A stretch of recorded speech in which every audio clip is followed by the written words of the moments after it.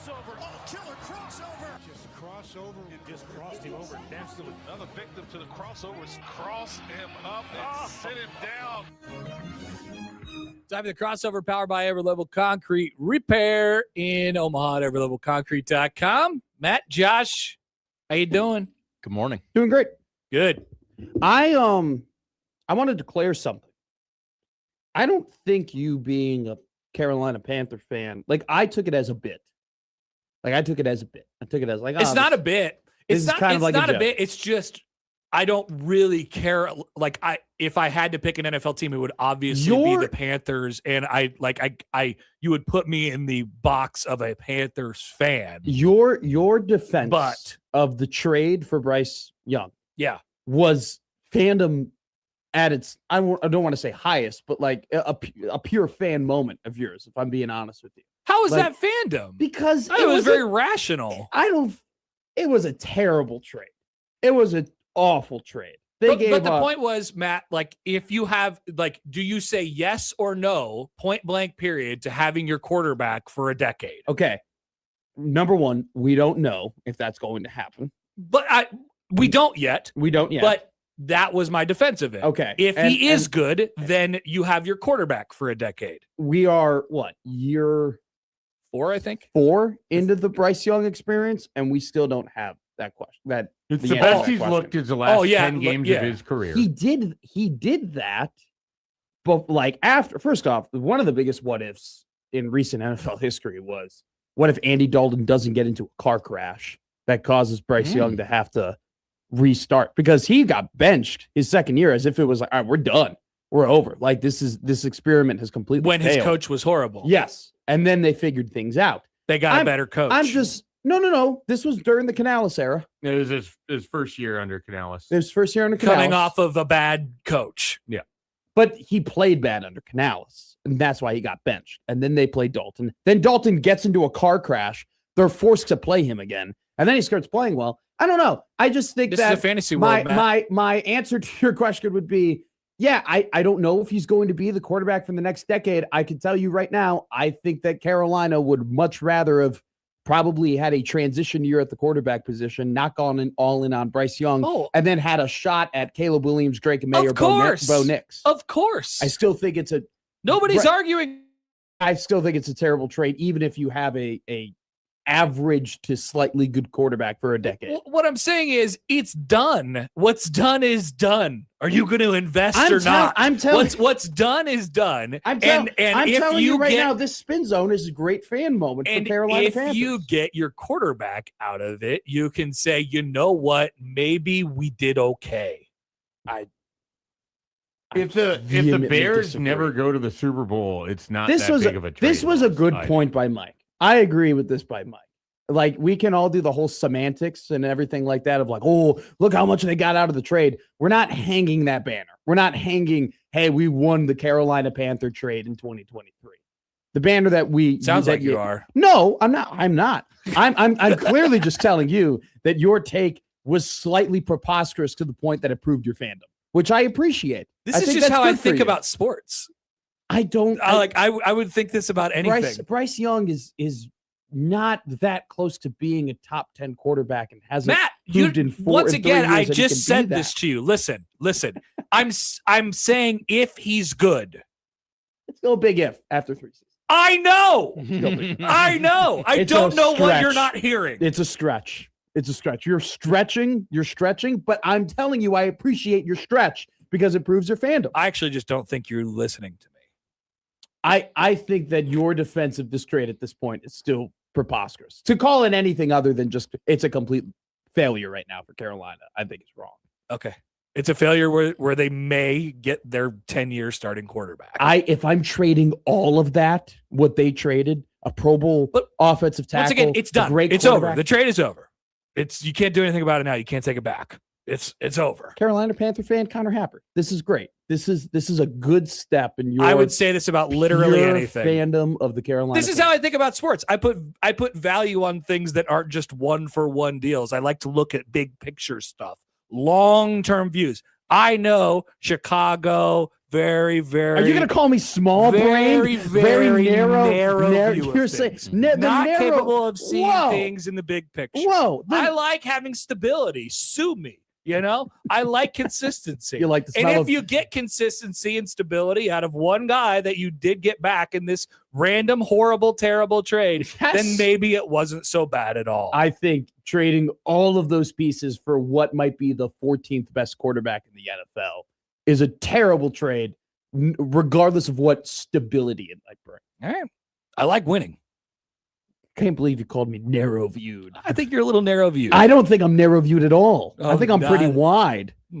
Is Matt wide? My jean size would tell you that I am. I'm like a 37 right now. It's like the largest width of waist I've ever had in my life.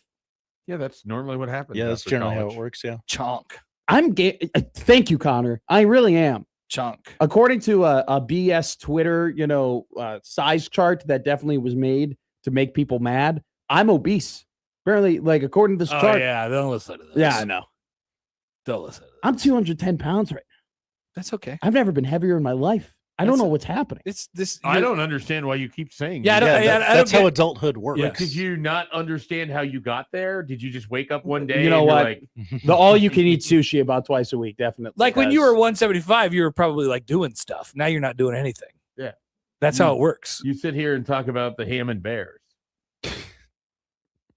Your ability to just never let that go. It's not going anywhere. Is Hammond going to be a city of the week, a city of the day? We did it, I think, didn't we? We haven't like exclusively done Hammond. We've talked about doing it. Talked about it. I talked about potentially bringing in the lawmaker that the Hammond mayor would definitely come on the station and talk to you. That guy loves to talk. If we were going loves to spew nonsense. I would rather talk to the representative in Iowa that helped create the idea of the Mississippi River Band. Yes. What is the name of this lawmaker again? You had it online. It was a great last name. I can't remember of the Iowa lawmaker. I had no idea. I'm gonna look. I don't remember anybody. Talk. You remember this? How did you enjoy the thunderstorm? Did you do the Midwest thing where you sat out on your porch? No. No, I didn't. I didn't even know that it was happening, actually. Really? Yeah. I may have saw a flash of lightning at one point. And I was like, oh, yeah. And then I got up this morning and the ground was wet. And I thought, oh, I must have rained. I'm a fan of this weather. This a little like kind of dampiness, but it's not like raining and it's not super cold, but it's 60 degrees out. There's a warmth in it because of the humidity and because we're coming out of the dead of winter. There's also the set. I don't know. I just feel 62. No kidding. I just feel like I'm in Gotham when I'm like walking. You think we're going to get this game in today? Nah. Why would you? They're here all weekend. It's going to be nice the rest of the weekend. What if it continues to not rain? What's first pitch? 7:00? 3.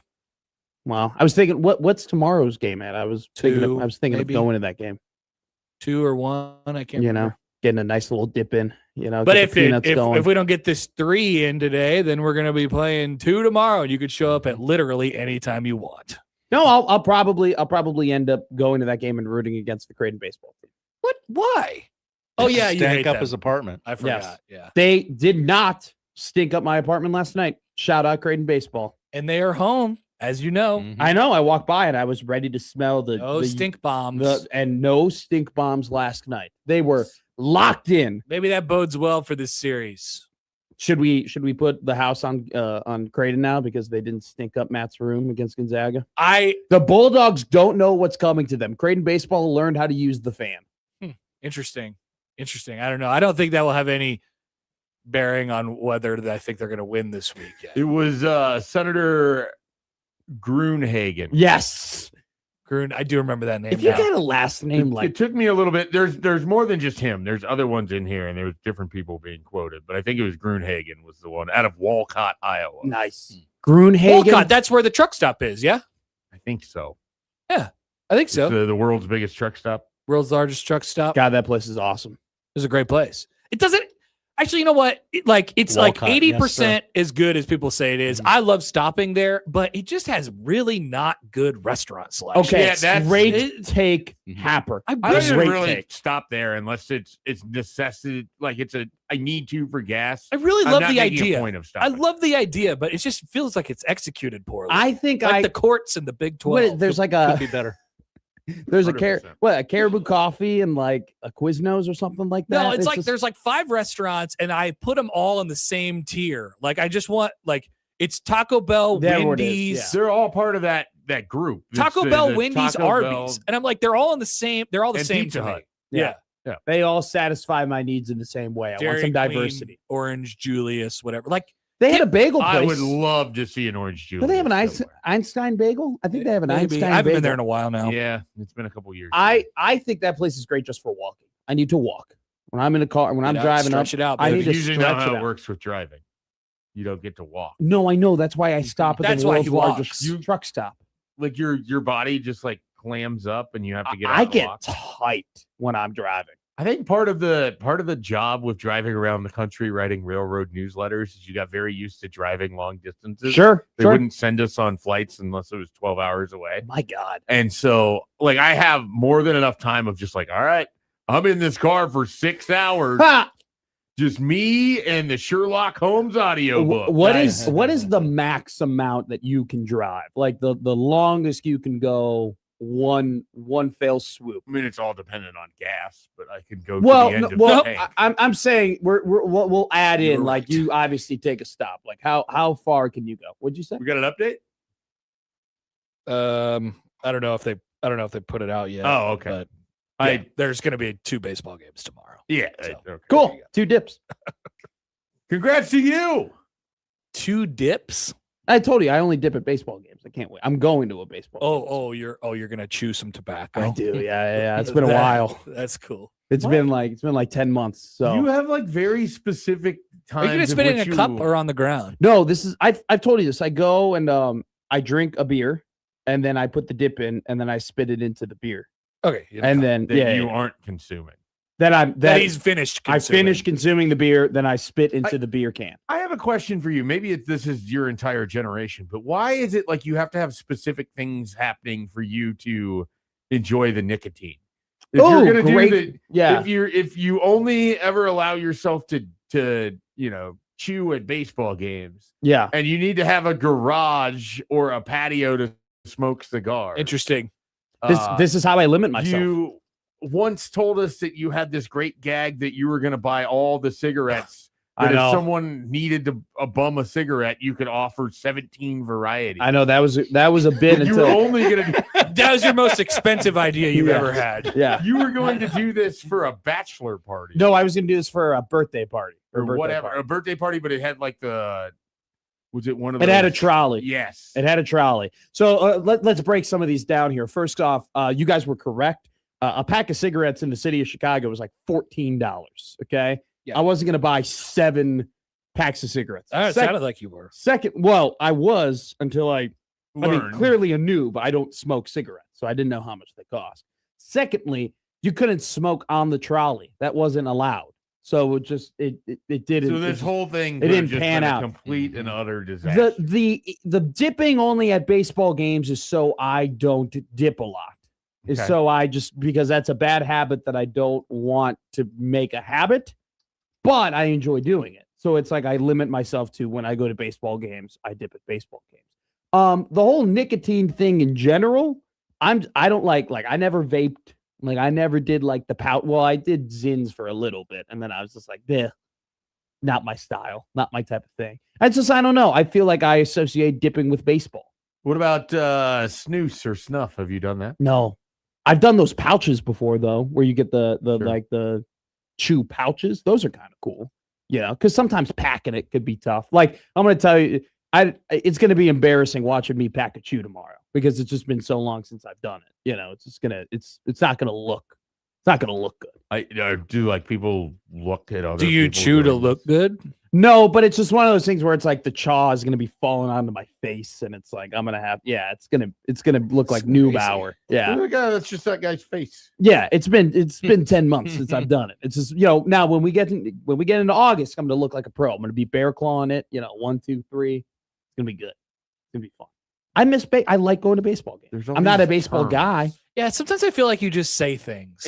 Well, that's probably correct. my day, people just chewed, and that was it.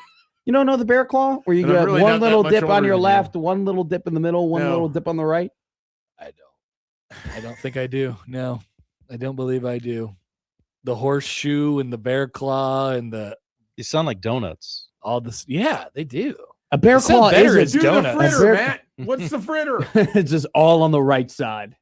It's all clumped up on the right side. Sounds horrible. Disgusting.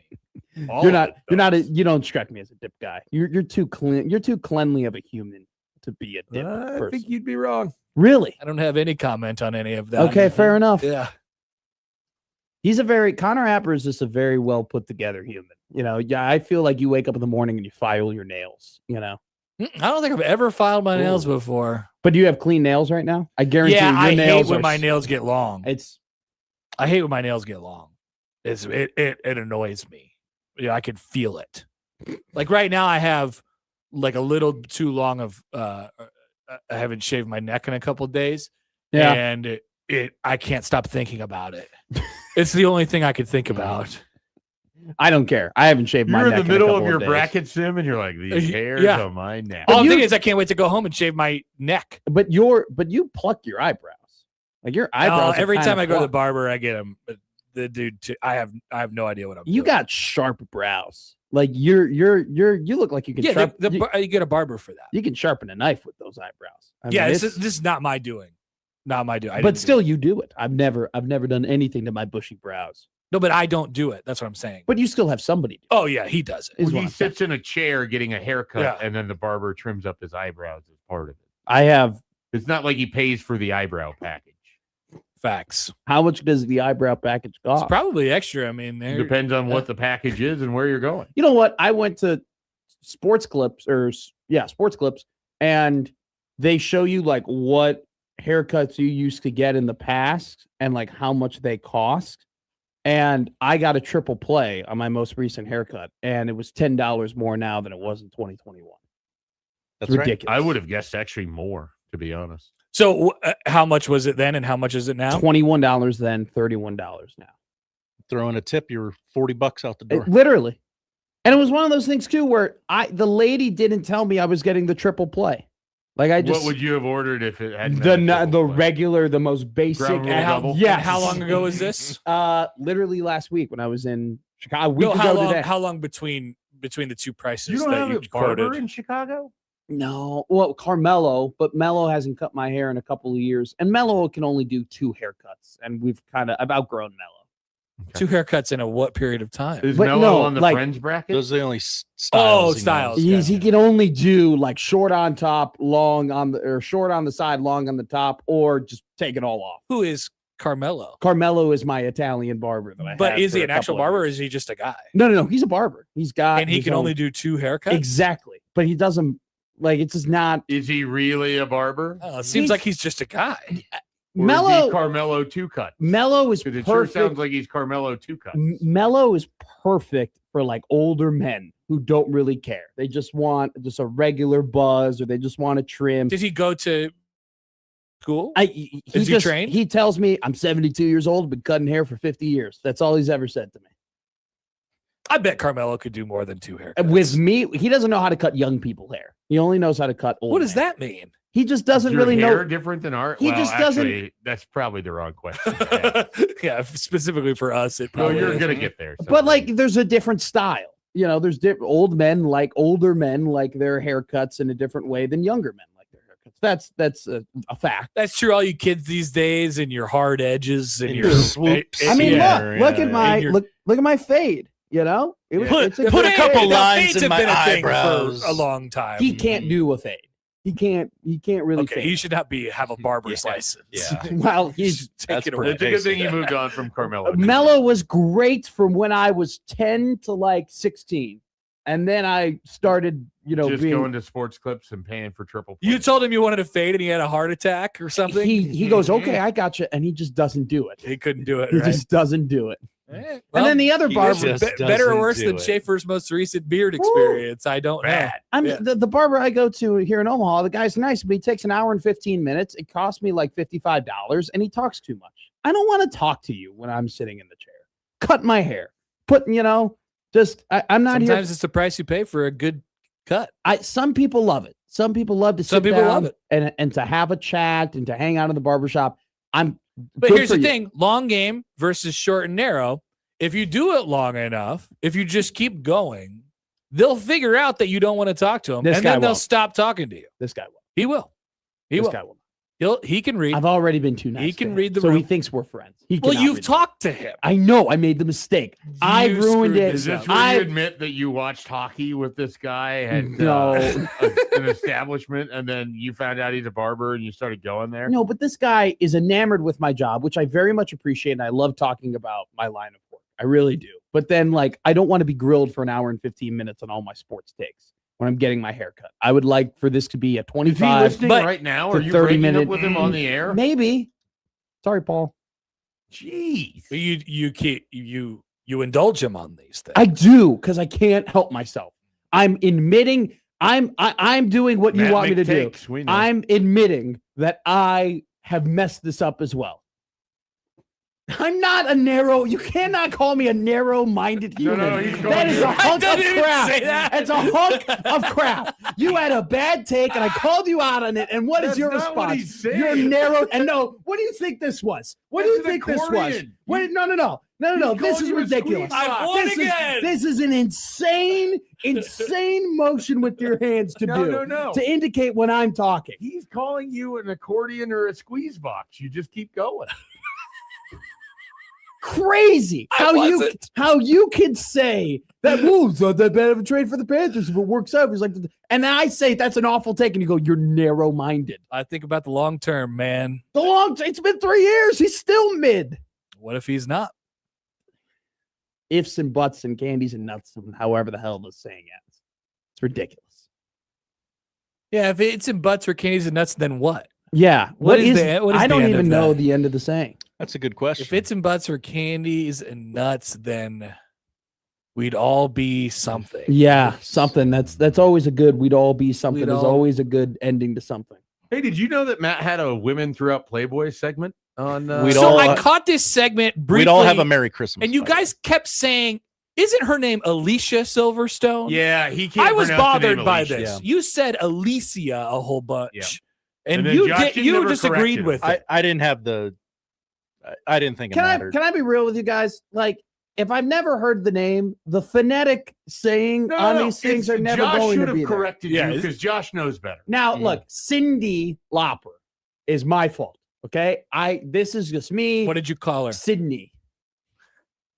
All right, Sydney Now Sweeney that I- Pilled. that I At least you missed. didn't say Looper. that did happen on the air in Well, the no, I morning listened show. to the segment. Yeah. so I've heard you admit that. Cindy Lauper. Yes.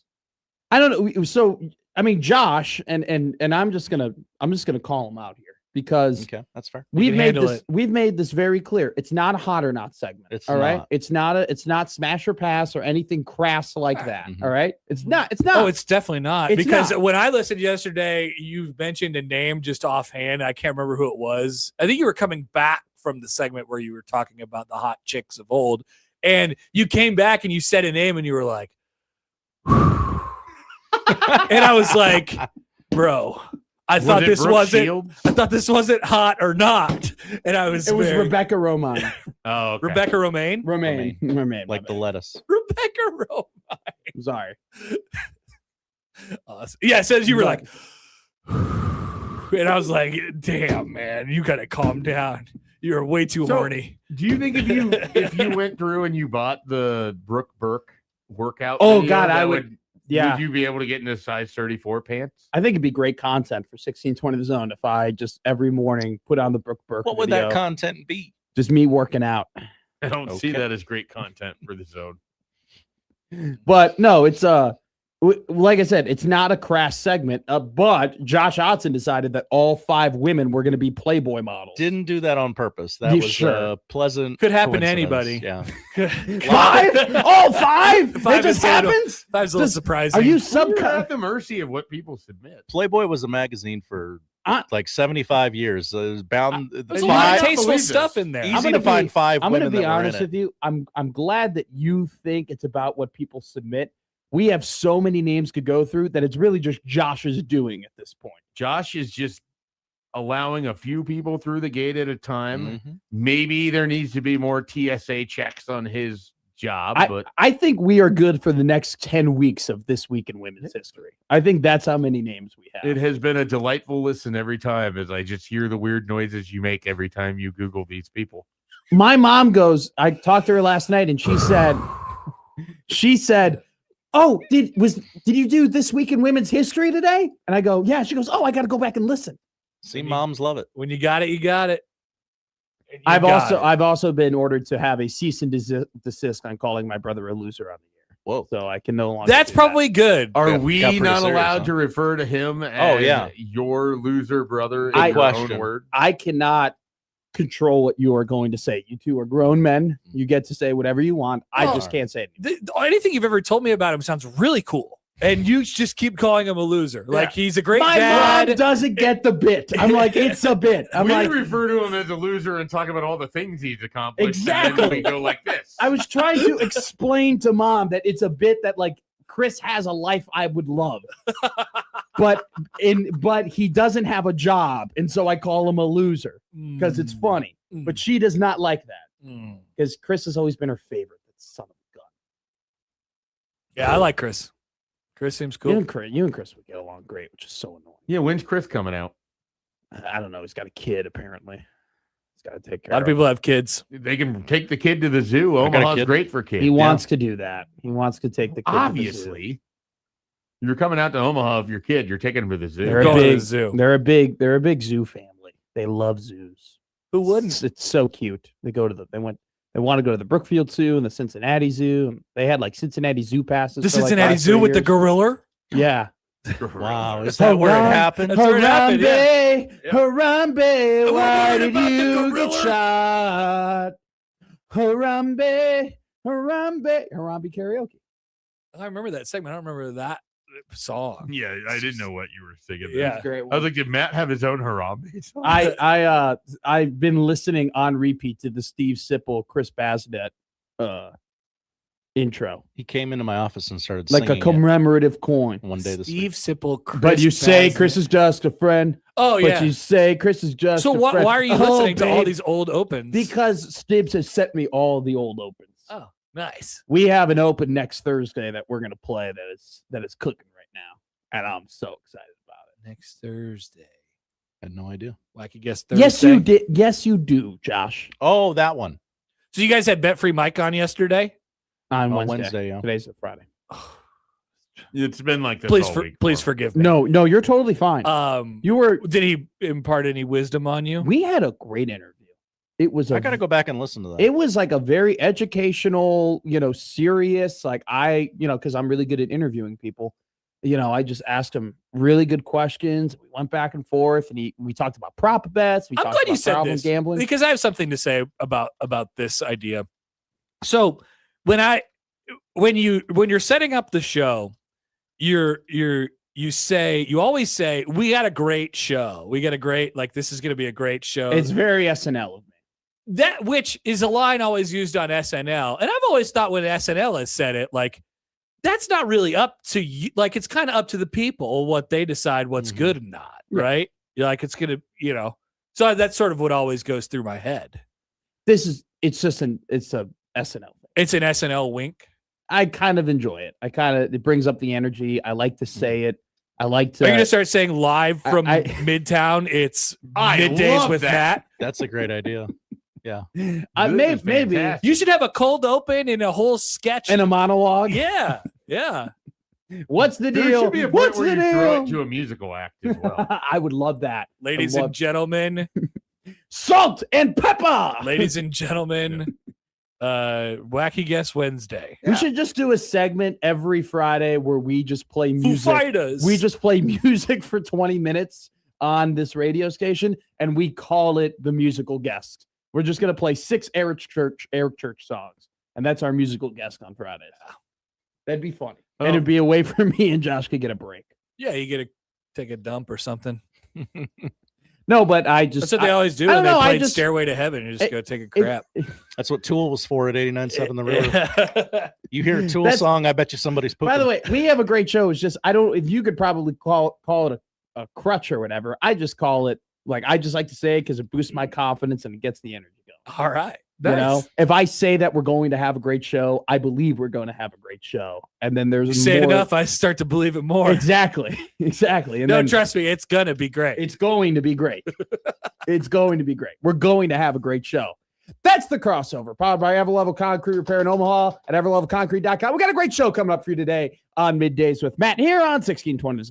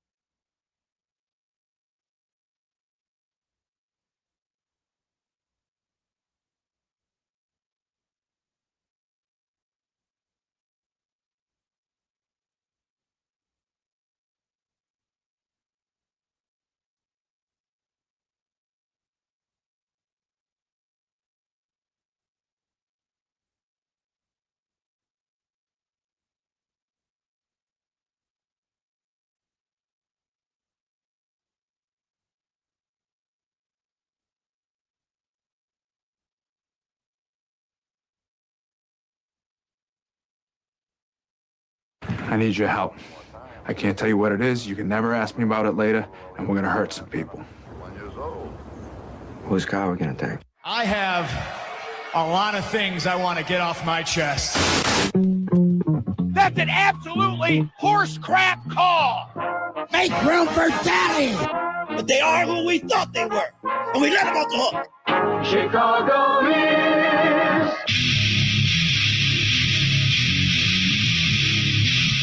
This is Middays with Matt on 1620 The Zone.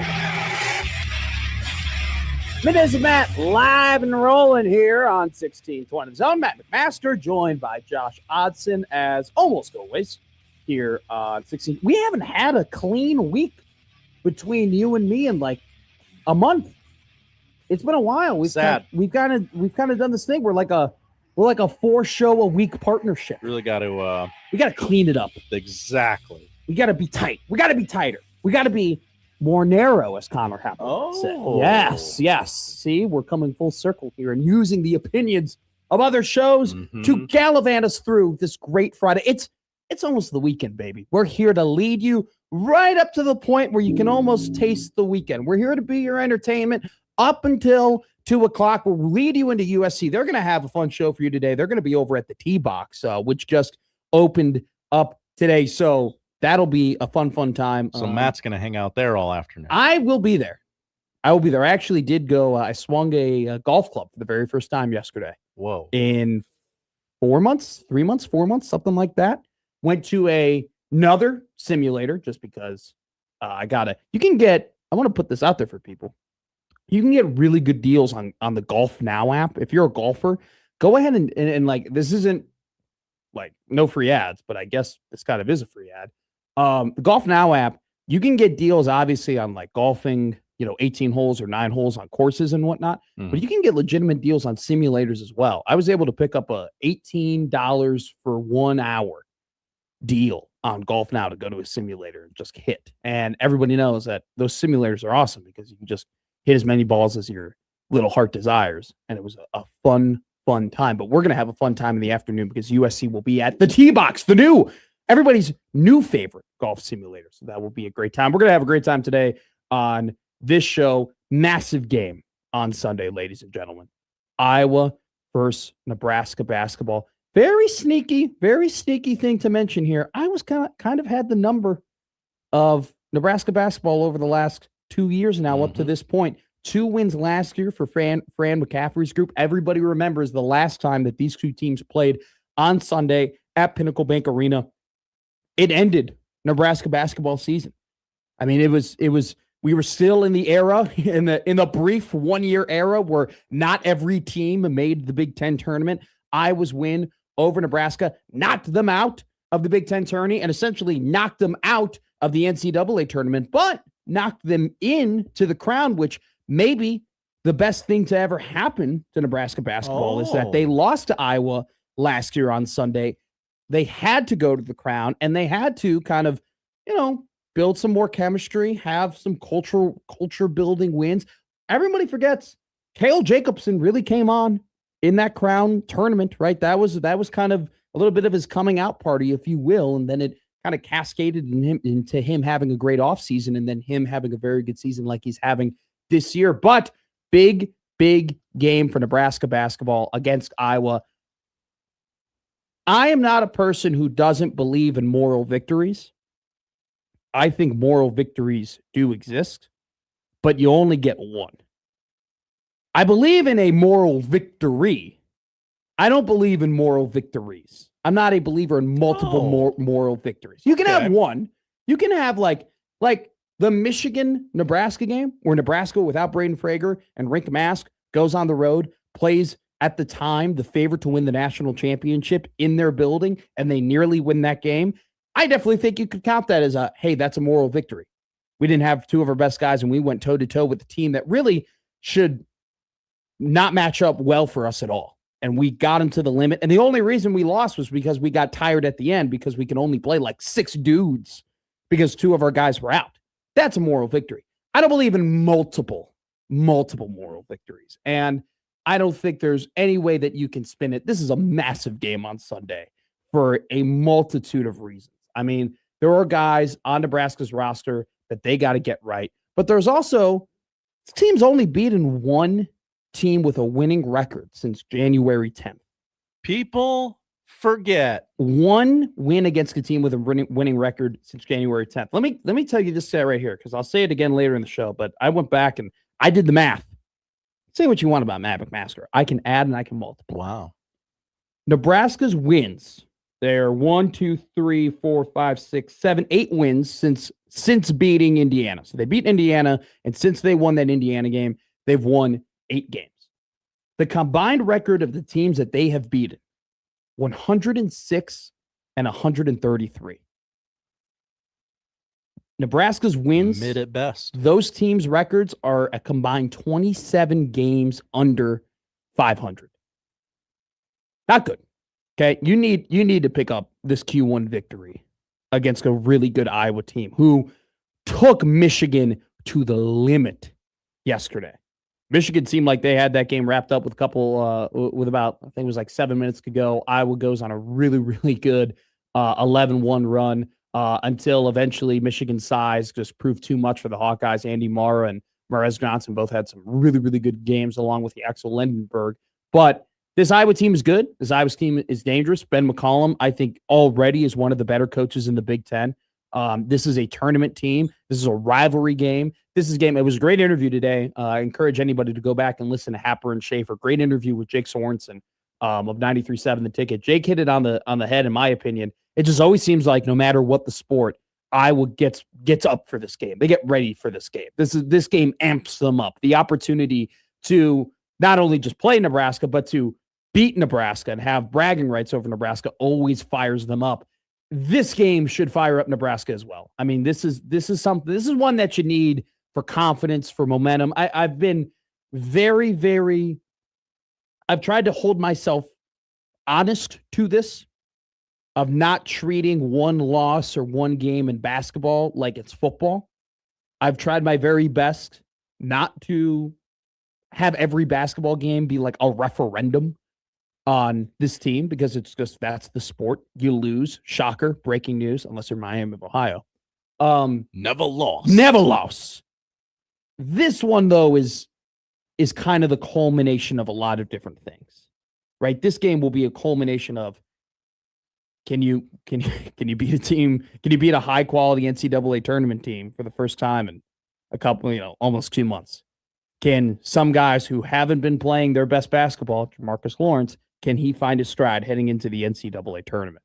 Can you fix the slow starts? And Robin came on our show on Monday, and Robin did a great job of, hearkening back to even the non-con games where Nebraska, even against lesser opponents like North Dakota and Winthrop, didn't have good starts.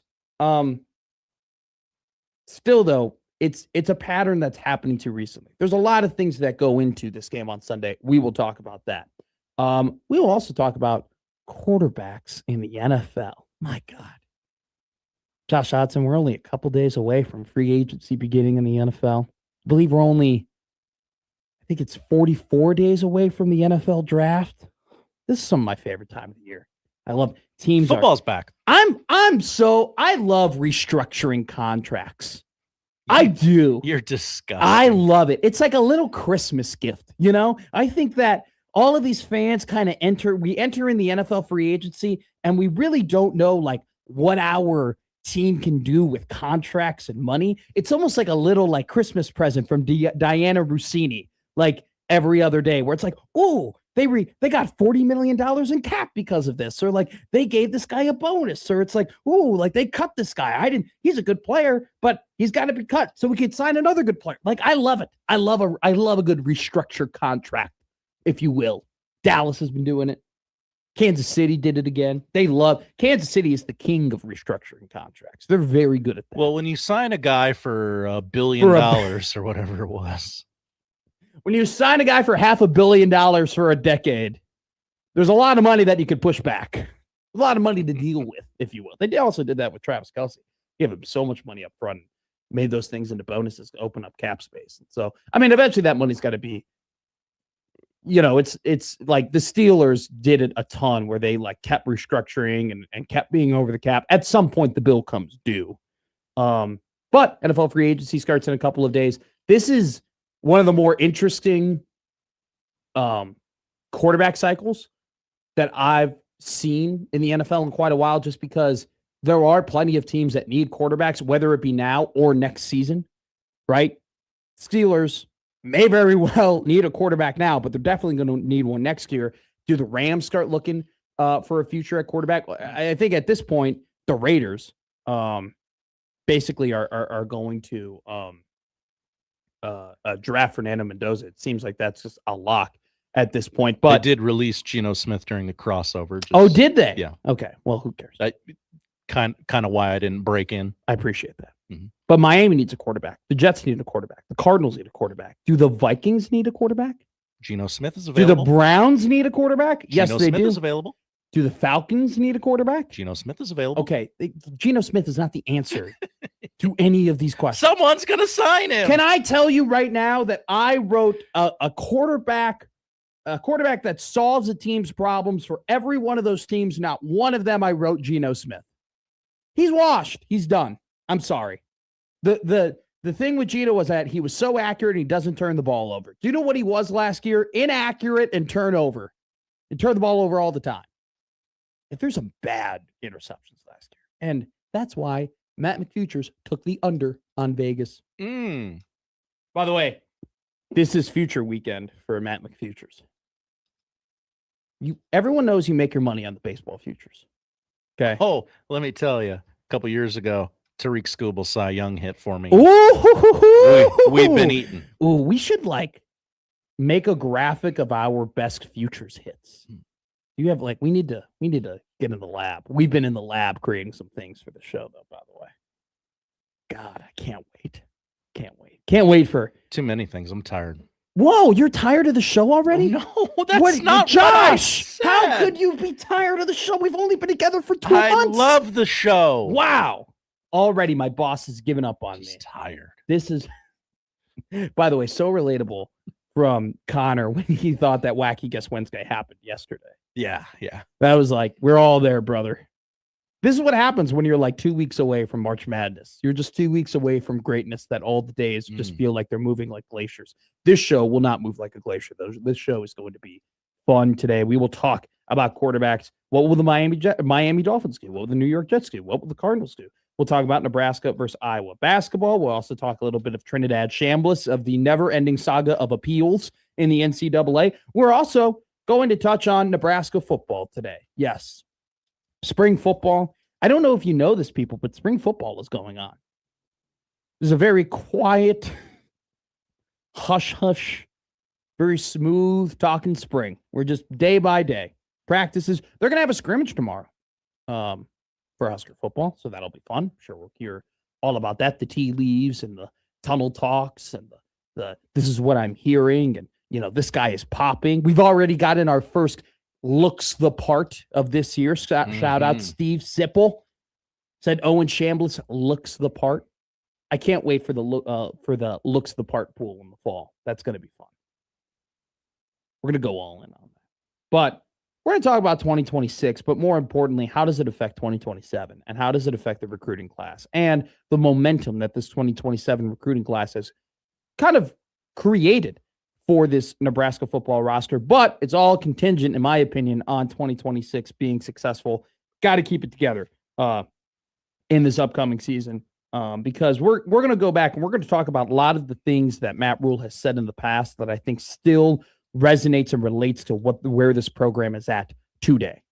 There's a lot of things that Matt Rule said in year one in 2023 that still is prevalent and jiving. And I still am subscribing to this idea that the last two seasons has been very far from what they thought they would kind of build the roster when they first got here in 2023. I think they had an idea of what program they wanted to be in 2023, and they were building, and they built the roster to be that type of program in terms of how the roster is built and the types of guys they have on the roster and how they want their play style to be. become Big Ten play.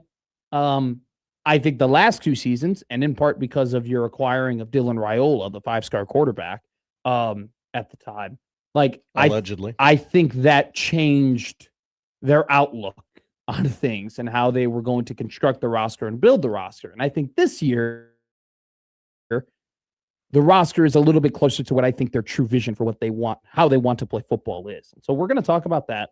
And we're going to talk about why the 2027 class is so important for that. So great show ahead today.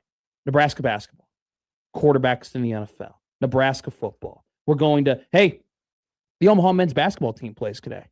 They sure do. They begin their journey to become back-to-back Summit League tournament champions, to go to the NCAA tournament once again. A great article, and we'll talk about that article today because I'm a big fan of this guy. I was a fan of him when I first saw him play. We've had him on 1620 The Zone, I think twice now, since I've been here. John Walker wrote a great article about Tony Osborne, the sharp shooting guard for the Omaha men's basketball team, and how Tony is still one of like the living, breathing embodiments of what college basketball used to be. You know, that's a guy that came to a mid-major, stayed at a mid-major. Didn't go and chase the bag, didn't go and chase more opportunities, saw a team that believed in him, and he believed in the team. And he's going to become a name and going to go down in Omaha Maverick history as one of the fan favorites that has donned that uniform. So we'll talk about that because I thought it was a great piece of writing by John Walker. And I think that Omaha men's basketball team, you know, they're going to compete. They're going to have a shot. They're not the favorite. Not the favorite. That's North Dakota State or St. Thomas, however you view it. Like those are the 2 teams heading into this tournament, but they're going to have an opportunity. And they've been, Valentino Simon and Paul Jobé, they've stepped up. They've played some great basketball down this final stretch of the year. They've beaten St. Thomas. They really should have beaten North Dakota State a couple of weeks ago. They had a lead in that game. Kind of blew it. But they could play with the top teams in this conference. It would be a hell of an accomplishment for this team to go to back-to-back NCAA tournaments. I remember doing the show last year with Gary, and obviously he's still the play-by-play announcer for Omaha men's basketball, and just the magnitude of what it was to even just make one tournament. I can't describe to you what it would be if this team were to make a second tournament, and I can't imagine the calls that Chris Crutchfield would get from across the country of other teams trying to poach him and get his services if they were to win another Summit League tournament title. They begin their journey today. So we will talk about all of that and more here on Middays with Matt on 1620 The Zone.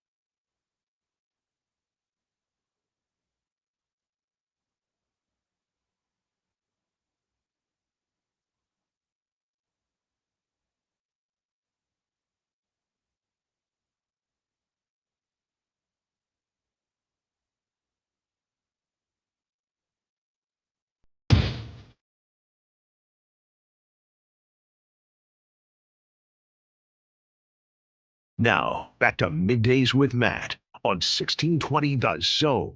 All right, fun weekend of college basketball ahead of us. We have all these kind of mid-major conference tournaments. Always just fun. I mean, it's one of those things where, I'm not going to act like it's like I watch Action Football and tell you I can't wait for the Horizon League tournament championship. Are you all in on those Big South quarters? Yeah.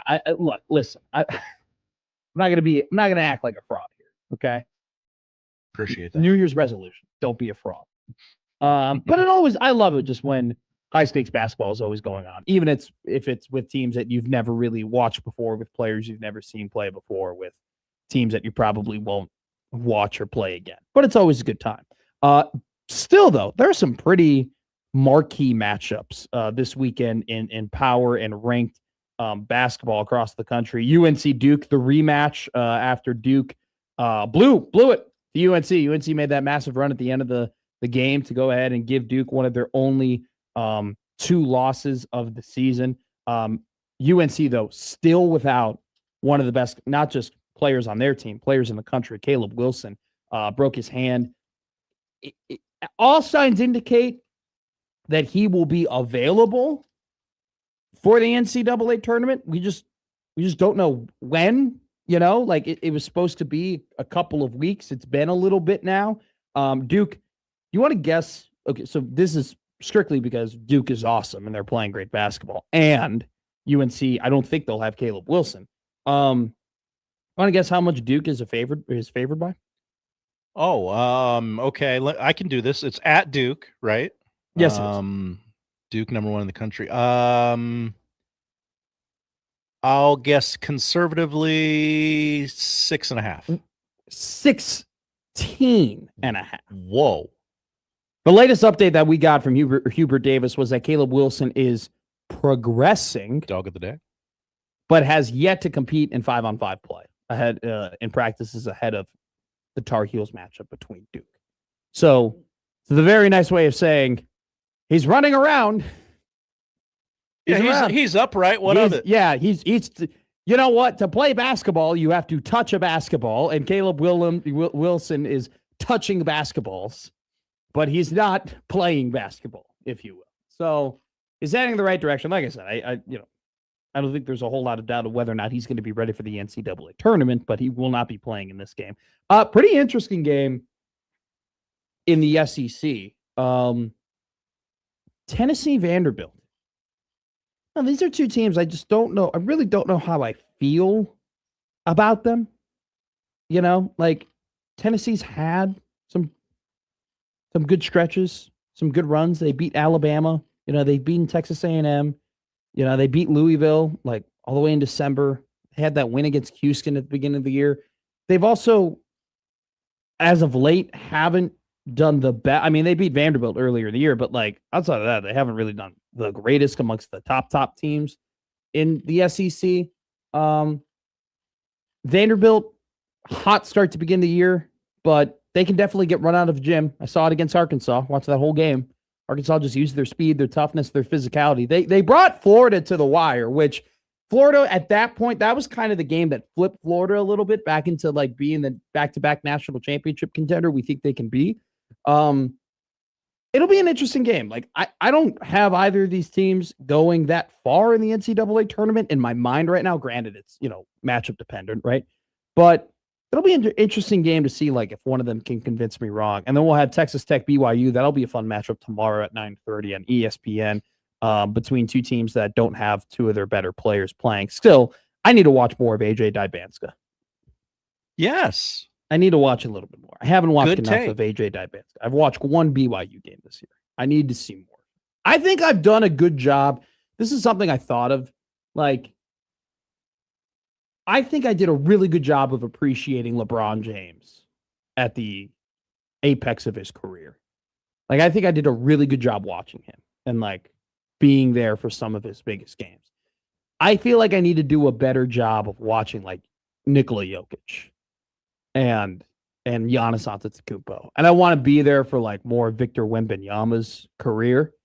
I've been thinking about that recently of hey, we talk about these great players, but actually appreciate their great players and their greatness and their rise. All that being said, I watched a lot of Cam Boozer I've like made it a point to be like, oh, I want to see this guy progress from college basketball phenom to top pick in the NBA draft to potential Chicago Bull, maybe, potentially, which would be insane.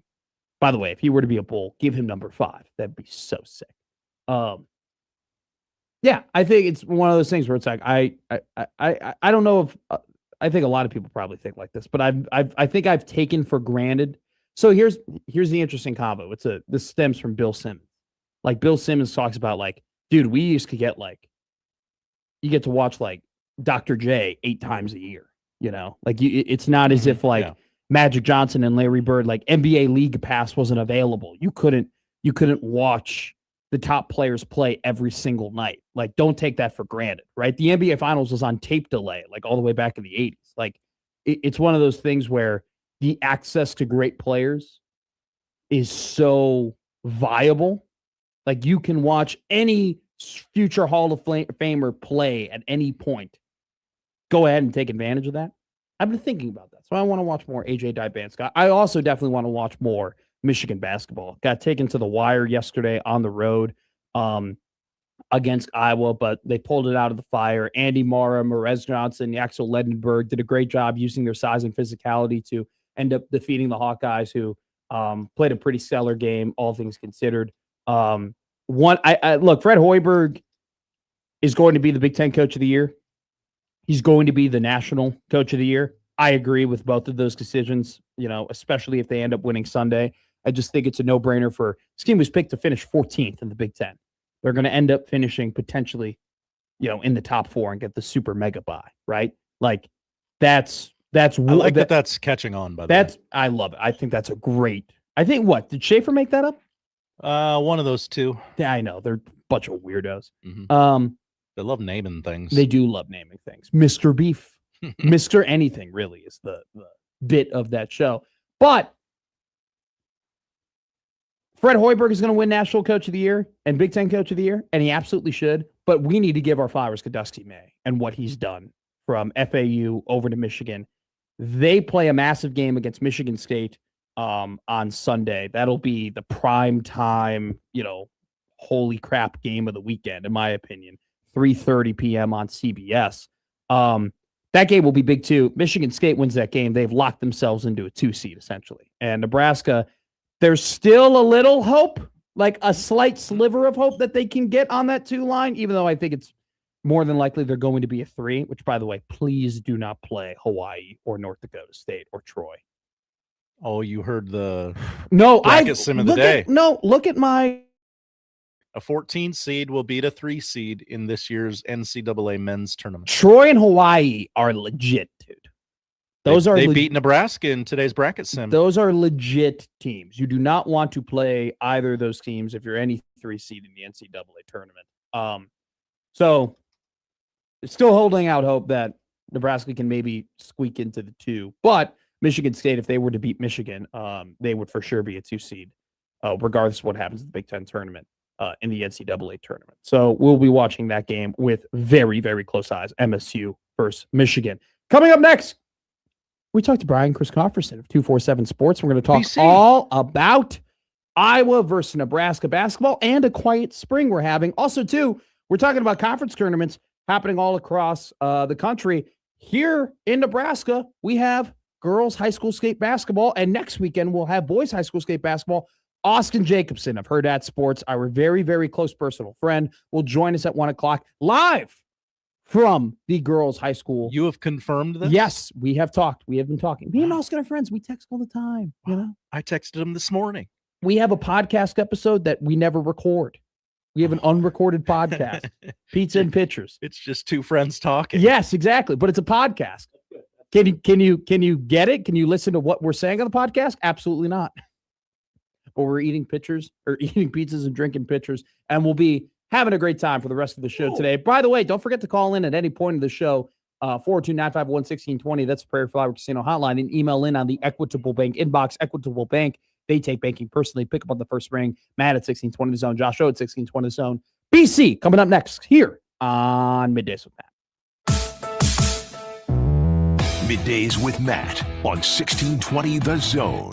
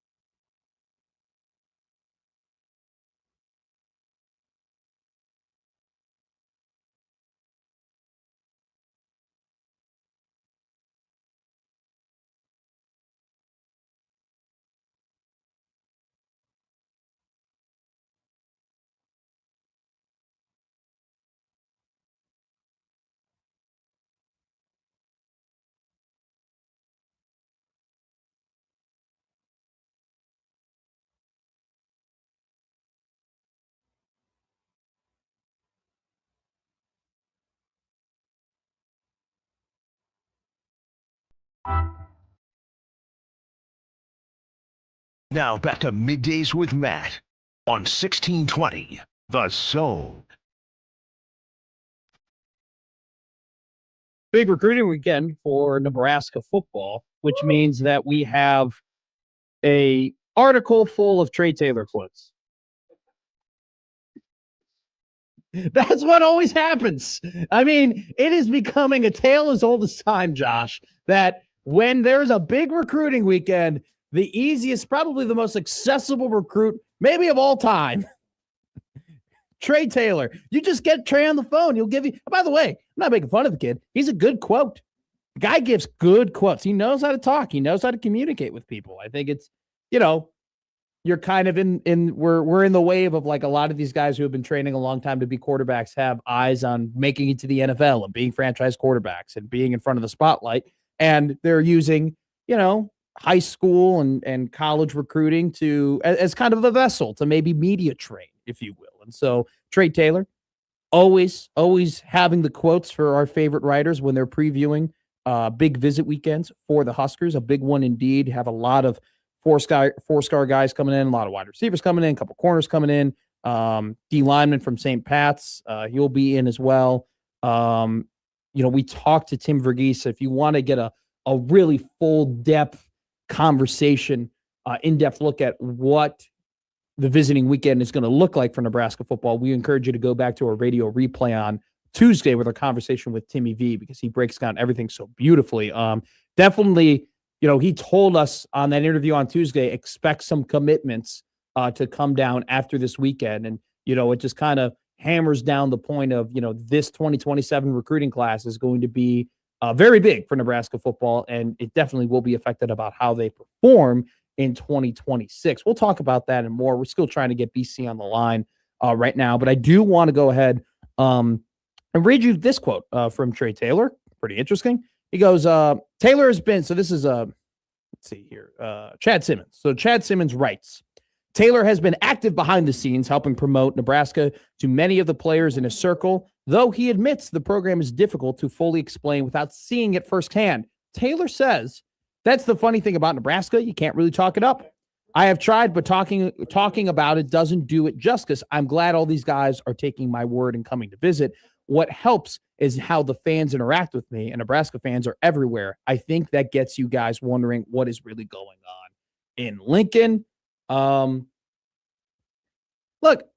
I'll say this, this is kind of why you made the investment in the facilities that you made, because it's just one of those things where it's like, it is a big talking point for recruits. It's a big talking point for players that are currently there. I loved what Danny Kaelin said. Danny Kaelin went on the podium the other day and said, look, I'm going to be real with you. When I left Nebraska, there were plenty of things that I was missing. I missed some of these recovery rooms. I missed some of these saunas. I missed some of these things. I'm glad I have it back. I think sometimes that, we, and rightfully so, right? Winning is going to carry the conversation, and money carries the conversation in recruiting. But I always love it when teams make an investment and they're able to cash in on that investment. And the fact that Nebraska football has been one step ahead in terms of these facilities and getting them up to the point, and they're actually being used as tools to recruit, is great. And I think that Trey Taylor is by far the most important recruit that Matt Rule's ever had for Nebraska football. I mean, you cannot pay enough for the peer recruiting that he's doing. You cannot pay enough for the promotion and the marketing and everything that he is contributing towards getting guys to look at Nebraska and consider Nebraska, because it's one of those things, and I've kind of talked about it briefly before on the morning show before Middays with Matt was born. It's not just Nebraska, bringing in these guys for a visit is important for Nebraska to get commits. Obviously, that is the case. But it also is important, even when guys don't commit, the fact that they go to Nebraska and they go back to their high schools and they say, hey, I'm going to Georgia because they win more and, they're giving me more money. And, hey, I'm going to Alabama because, it's closer to family. And, this is where I think I'm going to develop. But I went to Nebraska. They got some facilities, man. They got something over there. They got some energy over there. Maybe if they won more, I would go to Nebraska. Or maybe the fact that you have recruits talking about their visits at Nebraska, the fact that you have people in and around the high school community, actually nationally talking about Nebraska and what they can provide in the future that they potentially can have, is a big deal. It's a big deal to have these guys walking around, wearing the Nebraska gloves, talking about the fun time that they had at, Lincoln, even if they didn't even commit. The fact that that's where we're at,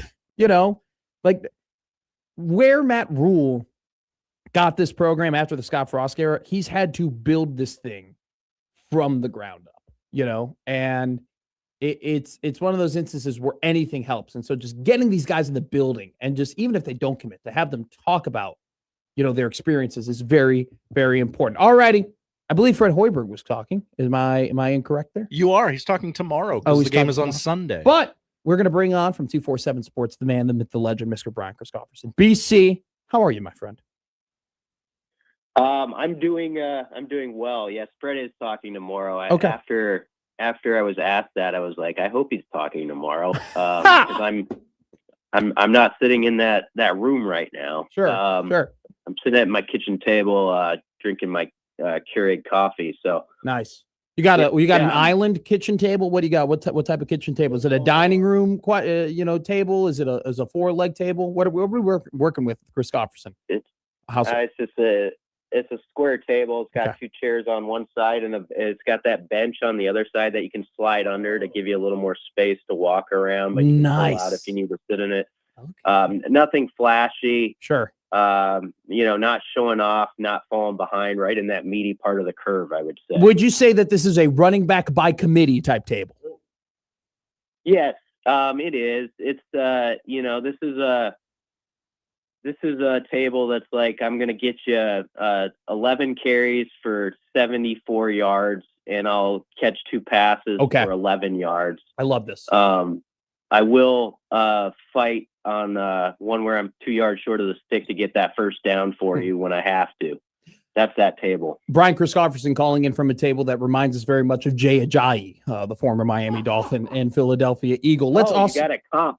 Yes. A comp for my table. You have a player comp. Of course, BC, you know me. I give player comps to everything. My mind is always, I just live my life through player comps. I'm always giving everything a player comp. What would you give Anthony Calandra? What do you think his player comp is heading into this season? A lot of people we've had in the comments, a lot of people are clamoring for a Taylor Martinez comp. Would you go as far as to say that, or what are you thinking about when it comes to Ant Calandria? Man, Taylor was, I don't know if I'd say Taylor Martinez. And this isn't me, by the way. This is people in our comments are clamoring for that comp. Yeah. I'm glad that people are kind of juiced up about him. Like, I think there's I'm scrambling to think of who I would compare him to. You probably have a name in your mind, but I like the fact that we're talking about quarterbacks that are talking about or pride themselves on being able to do some stuff off script. And I think that's so vital, in college football. It always has been. Mm-hmm. But like, there's just so many times when things are not going to go exactly like it's drawn up on the grease board. Sure. And if you have a guy who can extend plays and everyone around him knows that he can do that for a couple extra seconds, that kind of fires up everybody. It lets the receivers know, hey, this play isn't dead after 4 or 5 seconds. There's times it's going to extend even beyond that. There could be a big pass play. There could be a big opportunity for me to make a block. And so, Calandria's film from last year, I think is exciting in that way. When you watch like what he did at UNLV and the way he's able to just like sort of be as fast as he needs to be. So you think about guys like that who I wouldn't say he's going to be like Taylor Martinez with like his speed, but like if there's a linebacker who's chasing him and he's got to get half a step ahead of him, he seems to do that often. And that's a real skill of a player. So I like that people are cautiously optimistic about him. And I also feel like there's this sort of even temperament with everything about Husker football this offseason. Sure. That has us pretty grounded and is probably healthy, to be honest. So do you think, I love that you bring that up, the cautiously optimistic of heading into this season. I think there's a mixture of, because we've been uncautiously optimistic, if you will, the last couple of years. And I think people are sick and tired of being disappointed by their own expectations. But do you think it's mutual? Like, a lot of people are talking about this quiet spring.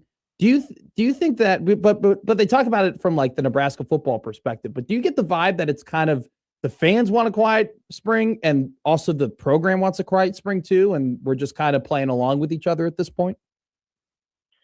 Yeah, there might be some of that. And when I say cautious optimism, I mean it more so about Calandry. I think, honestly, with the program, Matt, there's some people who are just not thinking it's going to go great this year. There's some of that because they're like looking at the schedule and they're like, that's going to be tough. And I just don't know that I believe at this point. And so they're going to be skeptical until it's proven out on the field.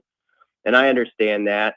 I don't know if it's a concerted effort. I don't want to put words in their mouth, but like what they're trying to do as a program over there, it does feel like, and maybe it's just the coaches that have been up front. Like I thought Corey Brown, the defensive line coach, and Roy Manning, the edges coach, set a very good tone. And I don't know that it was intentional by any means. I just think it's the way they are. Like we're diving into technique, and it's going to be no nonsense sort of as we try to build this up.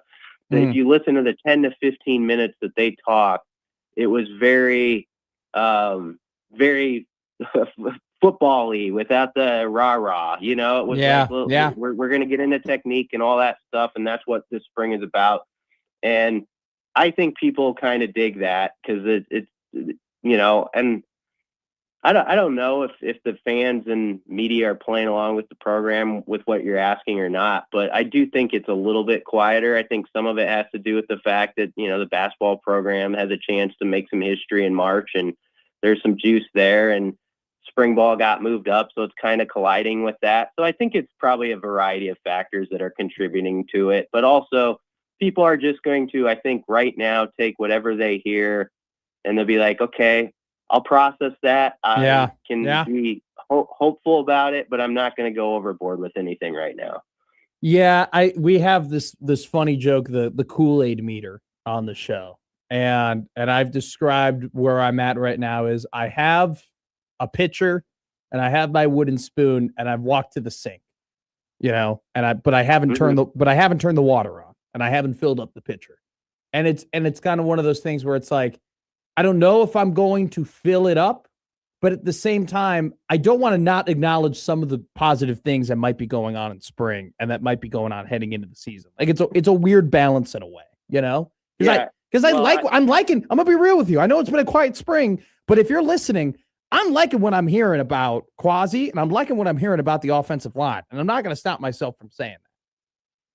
Well, they made some good upgrades on the O-line on paper. Yeah. So there's reason to think they a little better even there. I think that's fair.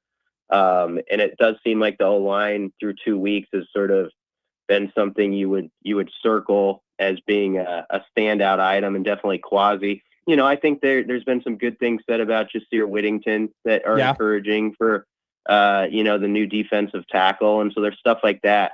I always say, you can have two different ways, or two things can be true at the same time. Yeah. You can look at like what guys are doing in the spring and be interested in the fact, like, okay, that guy, we're hearing a little bit about him. He's making a personal climb up the depth chart and he's having a good spring individually.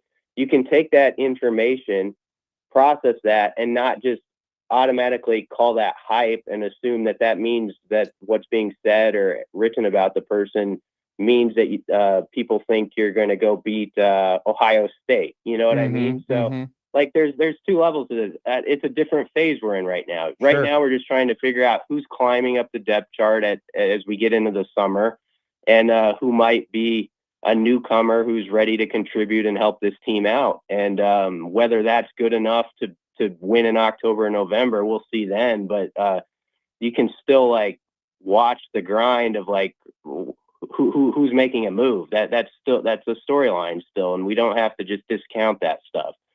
Sure. And I think you put it very honestly perfectly, where it's like we can say these guys are playing really well, but doesn't mean that we're saying they're going to be Herschel Walker, So it is kind of a balance, right? It's a balance of acknowledging these things, but also not allowing it to heighten your expectations to a point where it may not be able to be accomplished. Let's talk about basketball. I'm gonna lay it out for you. Just you say what you want to say. You take it wherever direction you want to go. But I'll lead you in with this. How big is this game on Sunday for Nebraska basketball?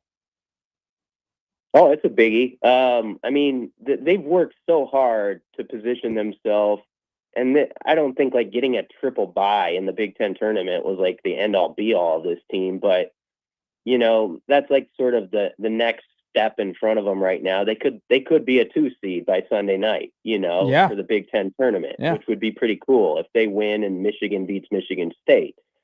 And if you get that, I think people will kind of look at the last 10 to 11 games and, you know, maybe be able to say, okay, there were some tough games in there. There was some quad one competition. There's some stuff that's been uneven in Nebraska's play, but you know what? They ended up 15-5 in this conference, and they're the 2 seed in the league tournament. And you're able to kind of distance yourself from some of the knee-jerk takes that sometimes come after a loss along the journey. Mm-hmm. And so I think Sunday could be really big in kind of like, if you got to win, sort of settling the nerves and the anxiousness about some stuff that's gone on. Like if they play well, and you know, kind of put the period on the end of the sentence for what's been a really historic conference season.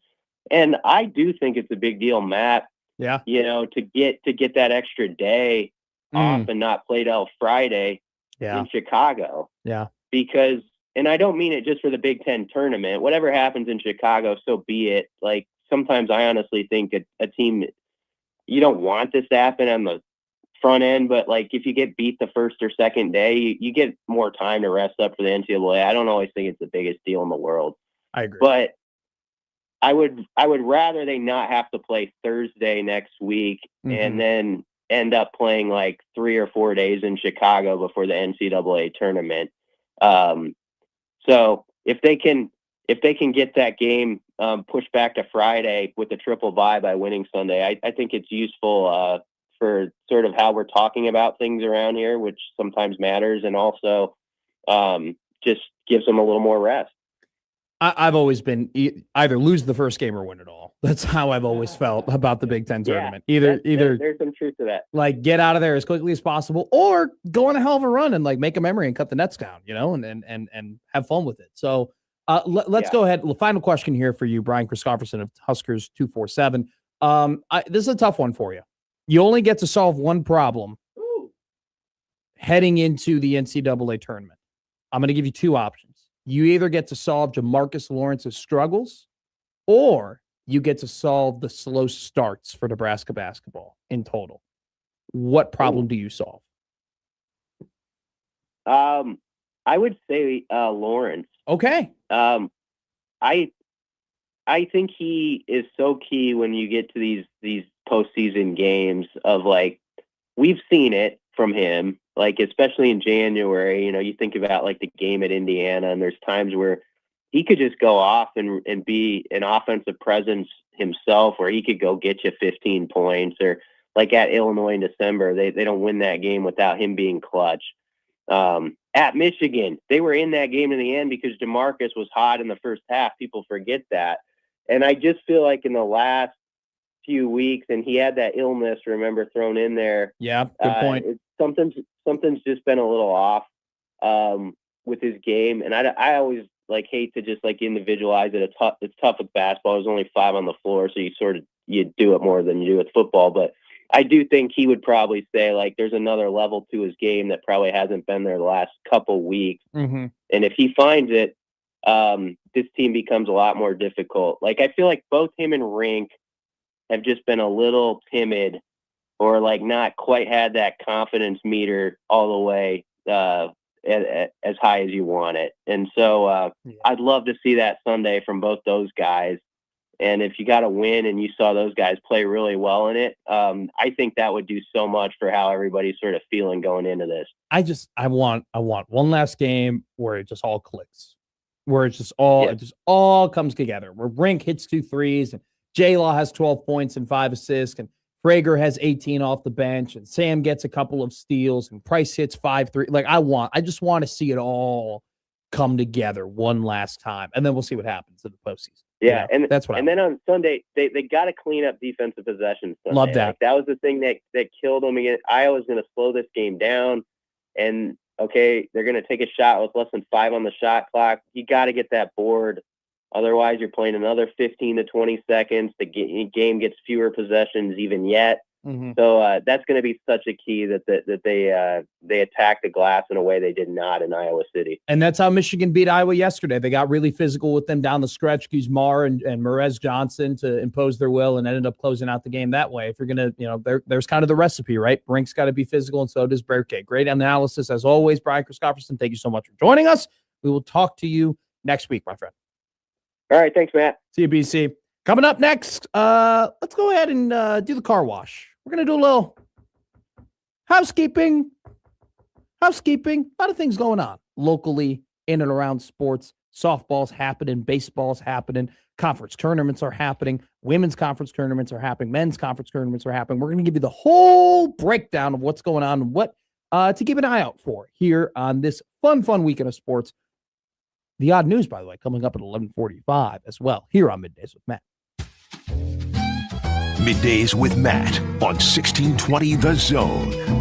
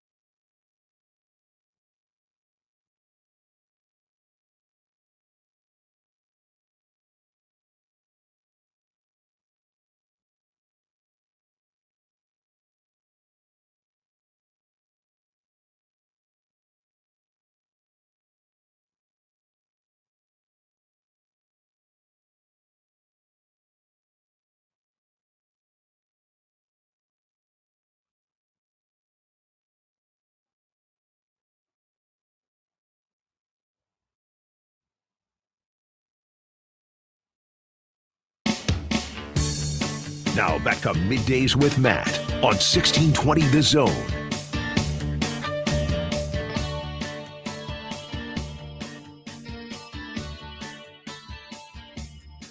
The NHL trade deadline is today. Any takes, Josh? Anything interesting happen with anybody's? I'm not going to pretend. Teams. Can I tell you right now? I love hockey. Everyone knows. I like watching hockey. Okay. I don't follow anything going on in the NHL. Like, I'll sit down and I'll watch a hockey game once a week. Doesn't matter who it is. I'll just watch a game, right?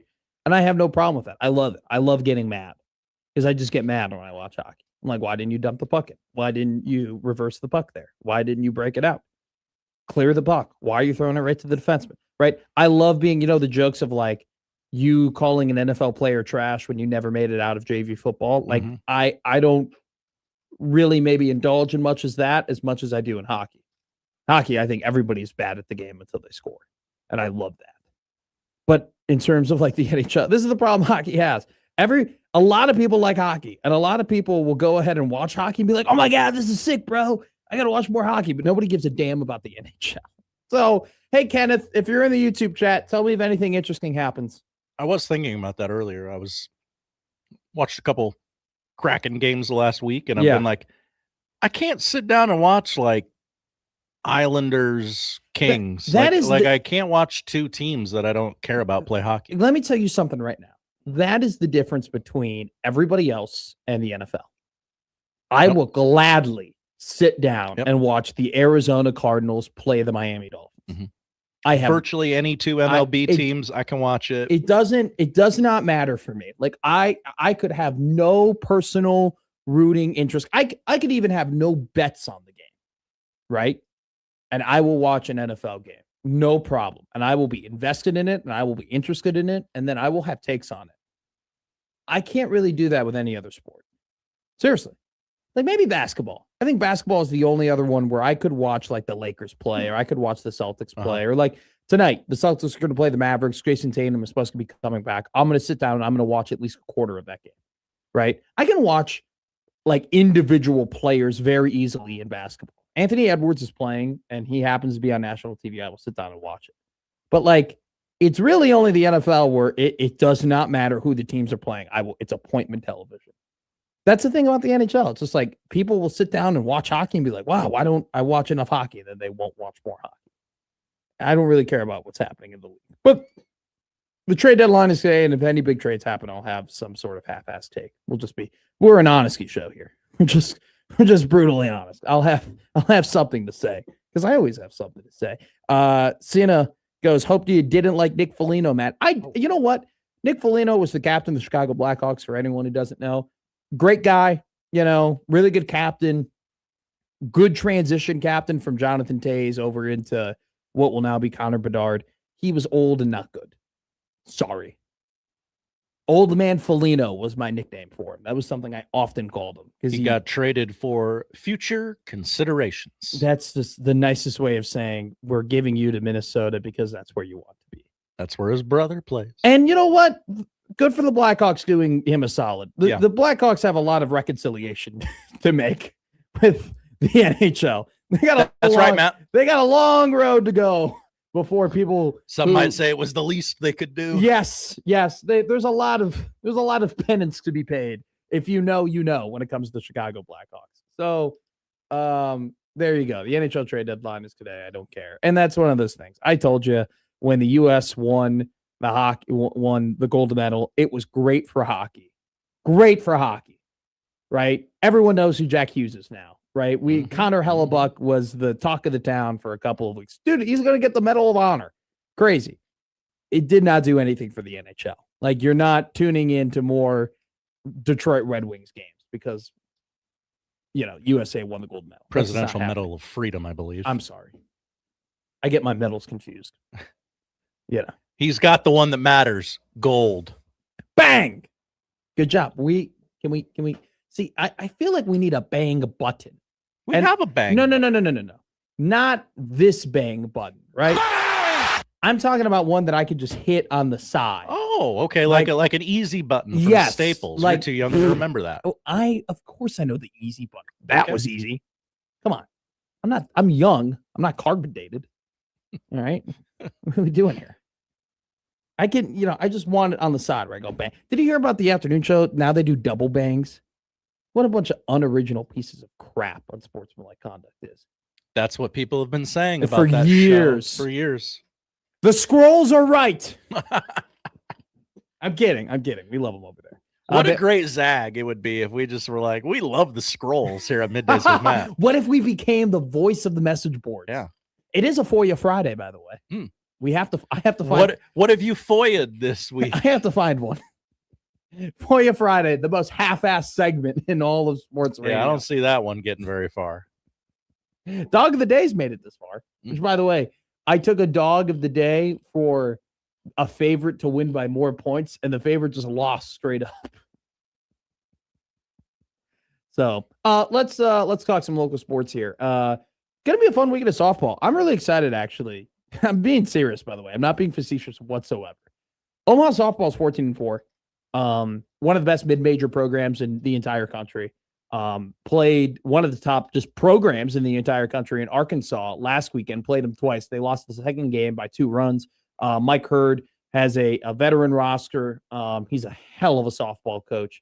And he's got his team performing at a very high level, definitely on the path to winning another Summit League tournament championship and maybe even being a 3 seed in the NCAA tournament with how they performed to begin their non-conference slate. They're going to go ahead and take on not one of the best mid-major teams in the country. They're going to take on one of the best teams in the country, period, in Nebraska softball over at Bowlin Stadium in Lincoln this weekend. Should be a very, very fun matchup between two teams who've had, in their own respects, very successful starts to the season. Obviously, Omaha being in a mid-major, being in the Summit League, success is relative toward Nebraska, who's in the Big Ten Conference. But Nebraska has beaten 2 number 1 teams in the country this season. Also, some other ranked wins sprinkled throughout there. Last week, they ended up beating Oklahoma State in their final game of the weekend. So they will host Omaha this weekend in Lincoln, March 7th, Saturday at 2 o'clock, and then also 2 o'clock on Sunday. Hey, we want to give a shout out to one of our guests here that comes on every Wednesday at 11 o'clock. John Walker at the Omaha World Herald wrote a phenomenal article this morning. You should go and check it out. It's about Tony Osborne, the shooting guard for Omaha men's basketball, who they are in action today in the Summit League tournament, trying to defend their Summit League tournament title that they won last year. They take on South Dakota at p.m. It's one of those things where it's a beautiful article written about a guy who deserves it. 118 games played for Tony Osborne, committed to a previous staff, stayed with Coach Crutchfield throughout this entire process, and helped to build Omaha from, it was a great quote from Tony. Said, I didn't want to be the team that everybody thought it was 2 free wins in Summit League play. I wanted to build us, into something more. And, I think a lot of times we get caught up with the expectations of what something big will be. And sometimes those expectations are too high and we're disappointed. Tony talked about playing in the NCAA tournament, and he was asked, was it everything you thought it would be? He goes, absolutely it was. like it was my dream, and it lived up to being my dream. And I think that's just awesome. And so T.O. has been a staple of that program and has been a part of, obviously, one of the more winning times in Omaha men's basketball, been a foundational piece of that. And, I love what Coach Crutchfield said about Tony. He goes, he's the poster boy of college basketball. Here's a guy, came to a mid-major program, stuck with that mid-major program, worked with them, improved as a player. His role increased year after year after year, and he never thought of leaving. And he never thought of, in this money-hungry industry that has become college sports, T.O. stayed loyal the entire time. And, I've been lucky enough to talk to him on the station, had a couple brief, conversations with him in person. Just a stand-up guy. And I remember we went to that Omaha basketball kickoff event, and they had everybody step to the microphone, and this was coming off the heels of Dang Mayer, just tragically passing away before the season began. And Tony grabbed the microphone and said, "Hey, Tony Osborne, senior, so excited to come back. But before we get into things, can we all take a moment of silence for our teammate who passed away?"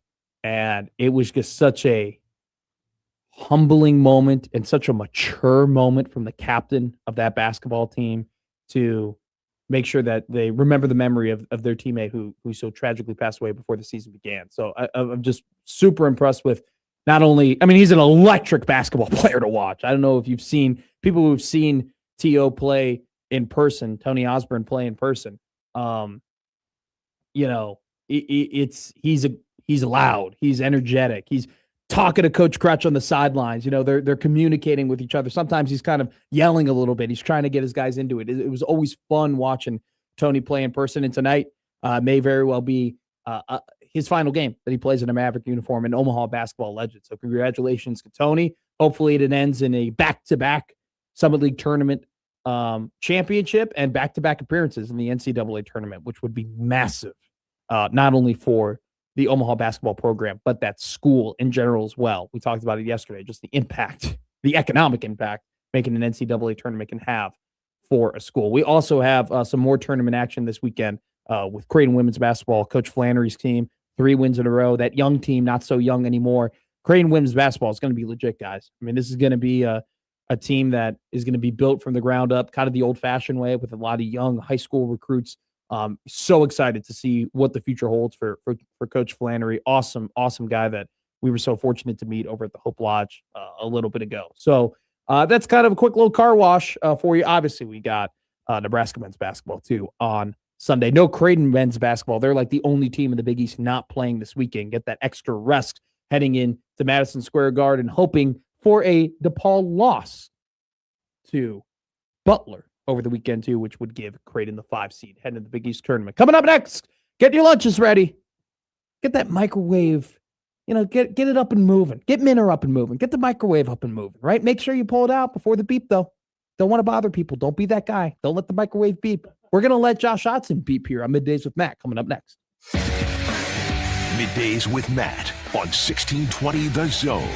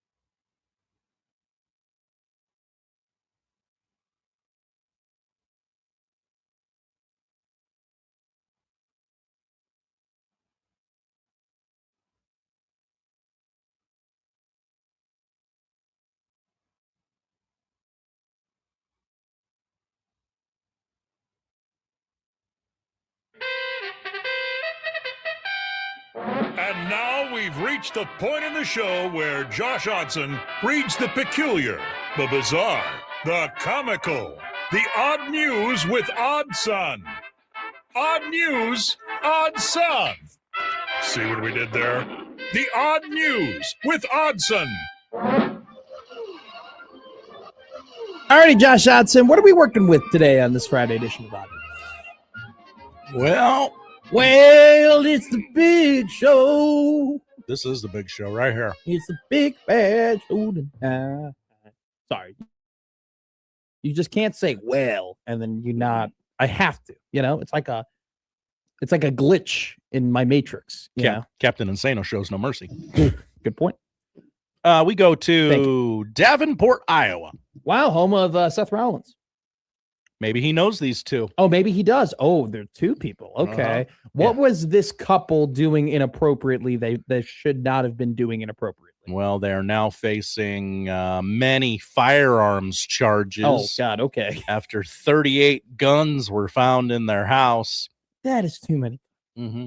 Now, you might be saying to yourself, Josh, that doesn't sound so weird. Doesn't sound so odd. Oh, where did they put them? What could possibly be so odd Where did about they put them? Where did they put them? Nothing funny about 38 guns in the home. Well, let me introduce you to the couple. I believe this would be, the man's name would be pronounced Cadillac Saurus Rex, 40 years young. And his, I'm going to go ahead and say partner. I'm guessing these two are together. Her, because she took his name, Manda Saurus Rex, 35 years young. Wait, is the Saurus the middle name? Yes, that's correct, Matt. So they changed their names. Let's, well, I don't know. That might be their Christian name. Let's let the radio and podcast audience in on this. Is there a Saint Saurus? What do you mean their Christian name? I have on the YouTube stream right now a mugshot of Cadillac and Mandosaurus Rex. Let's see. They're both fair. I'm going to go ahead and say covered in tattoos. You think they're related to Nick Grimm? They might be. Okay, Iowa. so the picture on the left is a woman who's got a pretty big forehead, but very nicely manicured eyebrows. Yes. With previous ear ring holes, right? Nothing in them right now, but just holes straight up. She's got a backward skull tattoo that's right on her neck. Yeah, the skull is upside down. Yes, just right on the type of tattoo that you're relinquishing your ability to get a job if you have that type of tattoo. Let's just put it that. I think the horns that both of them have on their forehead. We'll get to the horns in a second. Okay, we're moving top to bottom here. So she's got a skull tattoo on her neck. Then she's got like two piercing dimples on the outside of her mouth. Then let's get into the horns. She's got horns on her face. They each have a body modification horns, as if they were a. Now, this is the dinosaur lover in me. Oh my God, I didn't see what you were talking about. They have horns. They have literal. I thought you meant they're a tattoo. They have horns. They have horns on their forehead, like a Triceratops, which is odd when your name is Saurus Rex. I wanted to say this right now. I feel like 38 guns isn't enough for these two. I thought they'd have closer to 50. Wow. They didn't clear the over-under on guns. I'm going to be real with you. So the horns are something, but like the tattoos don't really match. If you're going to have horns, like get some cooler tattoos. She just has the number 7 tattooed on her cheekbone. I think she's working her way towards it. She's just not there yet. You got to they can do better. I believe those are also, I don't know what that part of the mouth is called. No. The outside of her lips is the dimples. Pierced. Those dimples. Yeah. Those are piercing holes, right? Yes. Oh, big time. Okay. I think she's playing more to the Saurus bit than Cadillac is. I think Manda is hitting the Saurus on the head. If you will. I agree. Yeah, Cadillac needs to step his game up. He just has a beard. It's just a big beard. Like, show me a little bit more, Cadillac. Deputies found a crack pipe. Yeah, and 38 guns. Josh, that kind of went without saying. Come on. Now, this is going to shock you too, Matt. Officers say Mandosaurus Rex is a convicted felon. Really? They've committed more crimes before? Right. This was not their first offense. You're telling me that the woman that literally modified horns on her face along with having a backward skull tattoo might have done some questionable things in her life? She may not have the best decision-making functions, if you will. Officers say that Cadillac Saurus Rex is he clean? Claimed not to use drugs 15 separate times during the arrest. I'm going to say it right now. Wacky Guess Wednesday. You think we could get the Saurus Rex They would on put. the show? If you want to make Wacky Guess Wednesday, you want to put the wacky in Wacky Guess Wednesday. I'd be like, is there any? I feel like that'd probably be a combative interview because they know we're making fun of them. Any more motivation, Saurus Rexes, to get more guns? Oh, yeah. Why stop at 38? Everyone knows that the Tyrannosaurus Rex was known for how many AR-15s it's owned. Well, he had those, really tiny arms, so he had to have a big gun to make up for it. Do you think Cadillac Saurus has a big gun? I do not. I think I should ask Mandosaurus that. She would know. She would know. They are both horny individuals. Because bang! That was a come on. That was a good one. Because of the horns on their head. Yes, exactly. Not because of their, sexual wants. That was a little too much. We go to Malaysia for story number 2. From Davenport, Iowa to Malaysia. That's right. What a segue. That sounds like a failed Iowa State basketball player. From Davenport to Malaysia. From Davenport to Malaysia sounds like a really crappy book about some guy who thinks his story is way more interesting than what it is. That's a great take, actually. That's like the Crab Creek Chronicles. All right, continue. Remember when we broke that story wide open? Do you remember when I got aggregated for that? That's right. Fun times. A Malaysian man is being recognized by Guinness for his mouth filled with 42 teeth, 10 more than the average person has. The 33-year-old told the record-keeping organization he first recognized something was unusual about his teeth a few years ago. What? You didn't realize you had more teeth until a couple of years ago? I first noticed this in 2021 during a family tea time gathering when I mentioned to my family that I thought I had extra teeth growing. We counted them together and found that I had 38. X-ray later showed that there were 4 more teeth that had yet to erupt. Why is he still growing teeth? What is he doing? Yeah. What? That's a fear. That sounds like an irrational fear that I'm going to start growing more teeth. He says the extra teeth don't cause him any trouble. Most people don't even notice until he mentions it.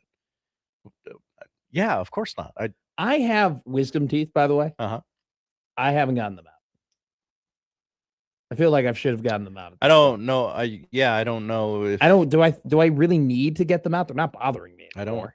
They're just kind of there. Sometimes like a little food gets stuck back there, so I got a talented tongue. Like I can get back there and get it out. I mean, I talk for a living. By the way, if that is a line that if you're like, oh, I wonder if Matt uses that line at a bar. Oh, I'm in sports radio. I have a talented tongue. You're damn right I do. You kidding me? You kidding me? I mean, that's a great line. Okay. That's by the way, has it worked? Yes. What do you mean no? Yes, it has. You'd be surprised the thing that these women fall for nowadays. Come on, man. Come on. I'm just being real with you. Being real. This is an honesty show. You'd be surprised the things these women fall for put nowadays. Put it on a graphic, Josh. Quote Matt McMaster. Put it on a graphic. God, I wish I was a guest on my own show because my open would be so good. Moving on from Malaysia. We go to where is this? Vero Beach. That's California, right? I mean, if it's a beach, Florida? I mean, it's one of the two, right? Yeah. I'm sorry. I'm not good at geography. I'm a white American male. Wouldn't you be the type? You know what? We're gonna move on from that. Okay. Let's just keep it rolling. Put our heads down here and really go through the egg gap, if you will. At a sheriff's annual barbecue fundraiser. What?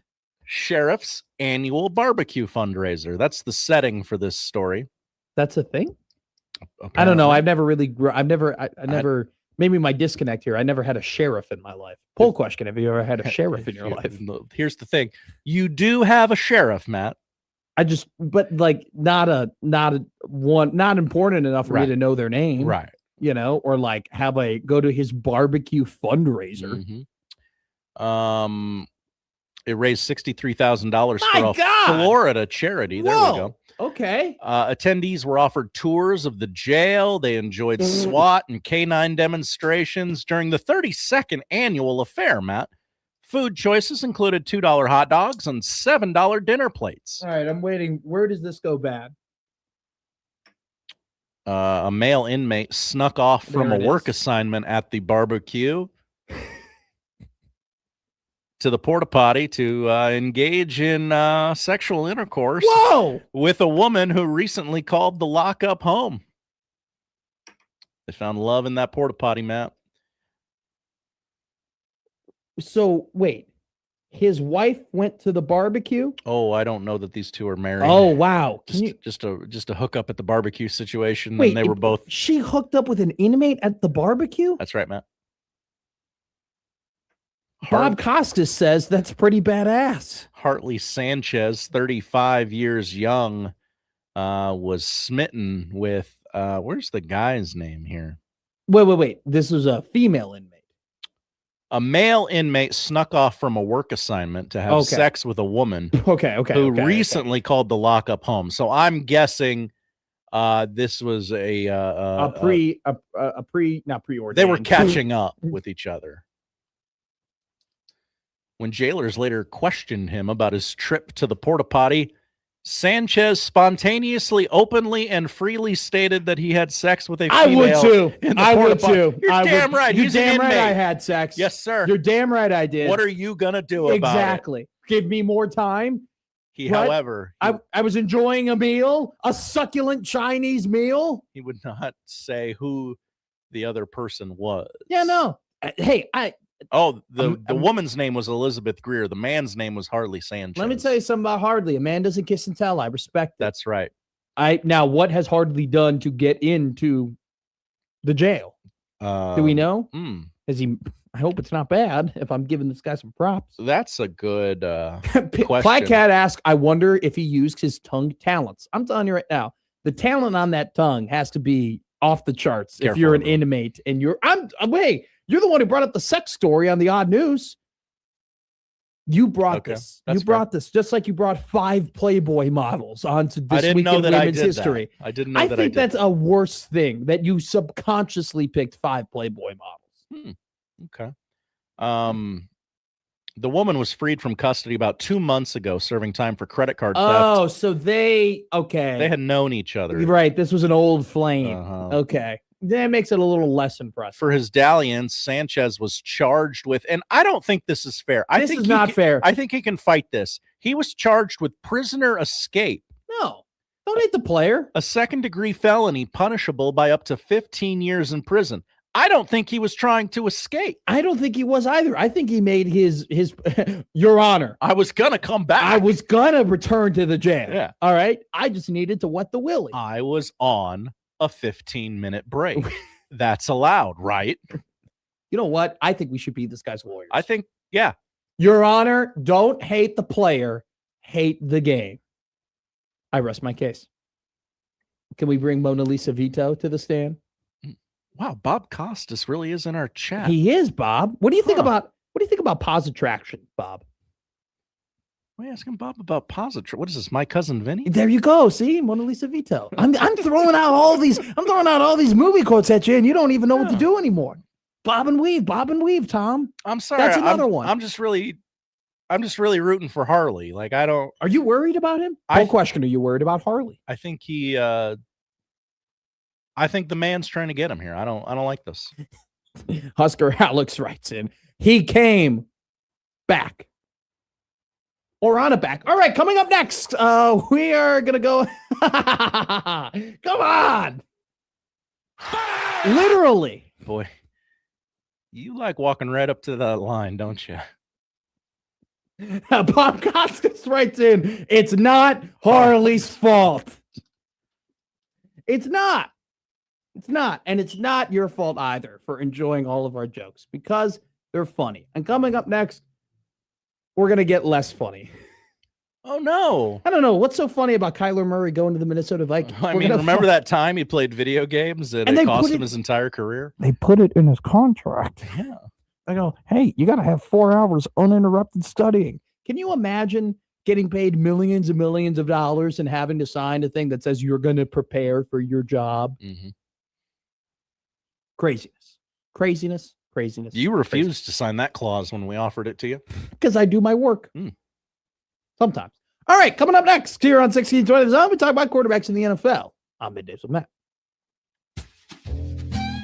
Middays with Matt on 1620 The Zone.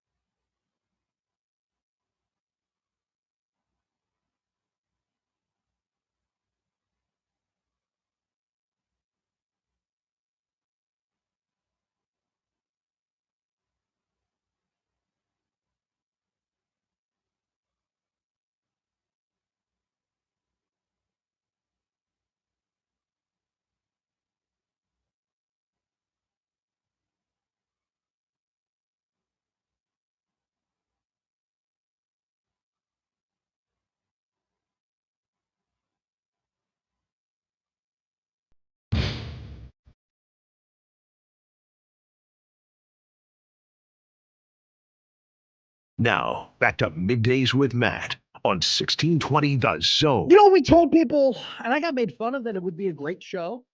Like, we're kind of vibing right now. We're kind of moving and grooving. I don't know if the audience is liking it, but I'm liking it. As long as you like it, because that means that Look, you're my boss. We do this 365 days a year, okay? Not every single one of them is for you. Sometimes a show is for us. What do you mean? You don't think we're having a show for them right now? We've talked about. I believe everyone enjoyed the odd news. Okay, let's just have a conversation between me and you. Everybody stop listening. Time out. Just Okay. Matt and me. Yeah, we're just real quick. You don't think we talked about Nebraska basketball? They wanted to talk about that. Right? People love Nebraska basketball. Well, for now, I mean, wait until they start losing next season. Next season. Well, Okay. I mean, I don't know. Are they going to be able to keep Price and Braden? Like, that's a conversation we're going to have at some point. But that's probably like a. How much money are we pumping into this thing? I got to talk to my guy. I have no idea. Oh, got a guy. Well, I know. I mean, but I wouldn't say that on the air. That'd be ridiculous. It's just you and me. No, it's just you and me. So, but we talked about that. Mhm. And then John wrote that great article about Tony Osborne. Sure. And we plugged the South Dakota game. That's at 6 o'clock Mhm. on CBS. This is a right? great Is it on bit, by the way. CBS? Is it on CBS? CBS? Is it on your what to watch? Is Nebraska basketball? No. on The what Summit to League tournament. That's what watch? I'm The talking about. Summit League. Yeah. Well, come on. So like the first Pretend to care. the first half of that tournament is on Yeah. like the Summit. Oh, the Summit League Network? Summit League Network? Plus? Which Yeah. isn't, I don't know. It's some like raggedy ass. It's like $1 million a month. I know. So anyway, we talked about that. We talked about the Summer League. We talked about the Nebraska basketball game. Mhm. I've been teasing this NFL quarterback thing. We got to talk about it at some point. But I'm waiting. We're gonna talk about Yeah, Diana Rossini had a really stupid tweet too, and I want to make fun of her. She So tweets a lot. all the time, but it's like never any information. What else haven't we talked about? CBS Sports Network for the Okay. Summit semifinals and But championship. you said like we're doing the show for us, but like what haven't we done for them yet? I think we're threading the needle between us and them. Okay, I love threading needles. A little something for us. A little I should something for probably them. get into sewing. That'd be a really good like summer thing. You know? My wife learned how to, I believe it's knit during COVID. It took her that long? Yeah, she just never really got it. Yeah, All right. Well, good for Amy. And Have her send. she had all the time in the world to pick it up, and she did. All right. Should we go back to the show? I think so. For the record, just one more thing. I think this is a good bit. We should try this again. Just Okay, but now you just ruined it by calling it a bit. Well, are we touching the third rail or are we not touching the third rail? I think the genius of this show is that You never know. No one ever knows. Yeah. Yeah, neither do I. Uh-huh. All right. You want to go back? Okay. Yeah. All right. All right. And we're back. Yeah. Sorry for that. Just blank air for a second there. We had to have a little meeting, man. We had to come together. We had to show have meeting. a It was huddle. important. It was a very important. It's show going to meeting. make the show better. Man, I wish the contents of that meeting could get out over the air. It'd be pretty. Would have been great. A lot of really If we little could just cool bring the tidbits. audience in more. Just come, just get closer to the radio. Just Mm-hmm. put your ear a little bit closer. Let's talk about quarterbacks. All right. All right, why not? Right? I mean, what a hell of a segue. We're doing professional radio. A CBS Sports article came out yesterday, and it started doing that. We're going to project where all the quarterbacks are going to go. And I think I'm at the point with my relationship with the NFL where it's like I read about sports and I just consume that information because I know that's that person's sport. Like that's literally their job. Like I am reading their job. Like I am reading their expertise. And so I read the stuff and I take it, I really take it. And I hold it and I think, okay, I'm going to use that opinion to formulate my opinions. I feel like when it comes to the NFL, I'm now at the point where I'm like, these people are stupid. Oh no. I'm like, I know more. I know more than this. Like, what are we doing here? Like, these are just bad. Like, these are bad predictions. This is bad logic. This is bad reasoning. It frustrated me reading a CBS Sports article yesterday about the NFL to the point where I go, you know what? Whoa. I'm going to do it better. I'm going to do it myself. A lot of people complain. Nobody ever offers to No do it one better. ever offers to do it better. So I'm going to do it better. All right. So I'm going to assign quarterbacks across the NFL. Okay. I'm going to tell you where each one. All right. Let's start with the Miami Dolphins. This is the one I agree with CBS Sports. They got it right. It's going to be Malik Willis. Jeff Hafley, head coach of the Miami Dolphins, came from Green Bay, spent a lot of time with Malik Willis, obviously, in Wisconsin. The new general manager of the Miami Dolphins also came from Green Bay. You got the connection there. Head coach, general manager. They know the quarterback. They know what he does best, what he doesn't do best, what his strengths are, what his weaknesses are. Miami, just they want to be done with Tua Tagovailoa. They are just kind of they've run the course where, all right, they believed in Tua. And then it worked out for like a season and a half. Then unfortunately he suffered injuries. And then last year he just had a weird year, especially in front of the media, and just a clear disconnect between Mike McDaniel and him. That fired McDaniel. It's one of those things where it's like they were not picking between quarterback and coach. They wanted both of them gone. They wanted a complete reset. Malik Willis, though, is a good option at quarterback. They have the connections there. They probably, outside of Green Bay, are most equipped in terms of how they know Malik, how he operates on and off the field. I think it's a good fit for Malik. I think it's a good fit for the Dolphins. They'll take Willis. All right, the New York Jets. I'm the ghost of Joe Namath. I believe in this one to my bones because it makes sense because it's kind of dumb. But it's something both. That's what the Jets would do. Exactly. Right? Exactly. Tua Tagovailoa to the Jets. Whoa. Okay. Hadn't thought of this. Makes a lot of sense for that exact reason. I think it's perfect. It's just a little bit better than what they had, but it's still terrible. Still not great. Yeah. But Tua, I think Kyler would be like, I don't want to be in the bright lights of New York. Like, I don't want to be in that situation. He can be a little choosier, right? Tua is kind of like. But I think Tua would think, oh, this is great. I'm going to be in New York. I'm going to be in the spotlight. I'm going to get out of Miami. I'm going to be the Jets quarterback. I'm gonna turn this thing around. Like, I think Tua would convince himself that he could fix the Jets.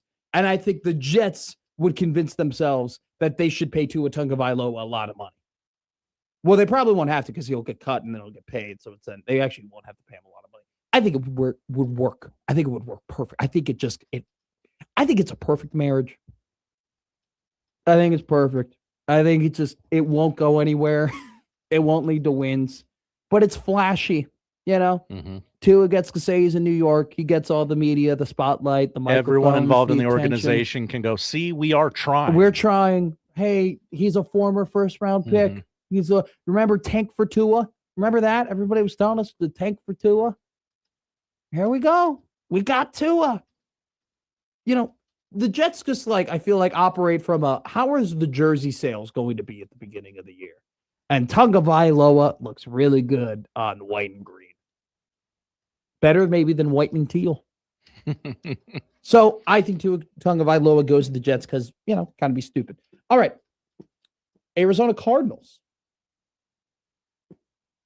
Michael Severe. He's going to quarterback the Arizona Cardinals? No, stop it. That's not what I was saying. Oh, okay. Brought up something very interesting. He goes, if you're going to get Malik Willis, you got to get a backup that's similar to Malik Willis in the style of play. Yes. I think so many teams don't do that, and it confuses they're 6-7ing right now at the high school. Oh, yeah, sure. Malcolm up on Fort Calhoun, 30 seconds to go. Wow, nice free throw.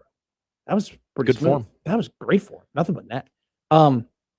Jacoby Brissett, I think, is just going to be the starting quarterback for the Arizona Cardinals. I think that's just the Cardinals are like, hey, there's not a ton of quarterback options for us. We don't want to take Ty Simpson. Maybe we'll get the best one next year. We'll have a mid-season. Jacoby's good enough to make this a viewable experience, but he's not good enough to win a Super Bowl or anything like that. But hey, he played pretty well for us last year, so we'll keep Jacoby.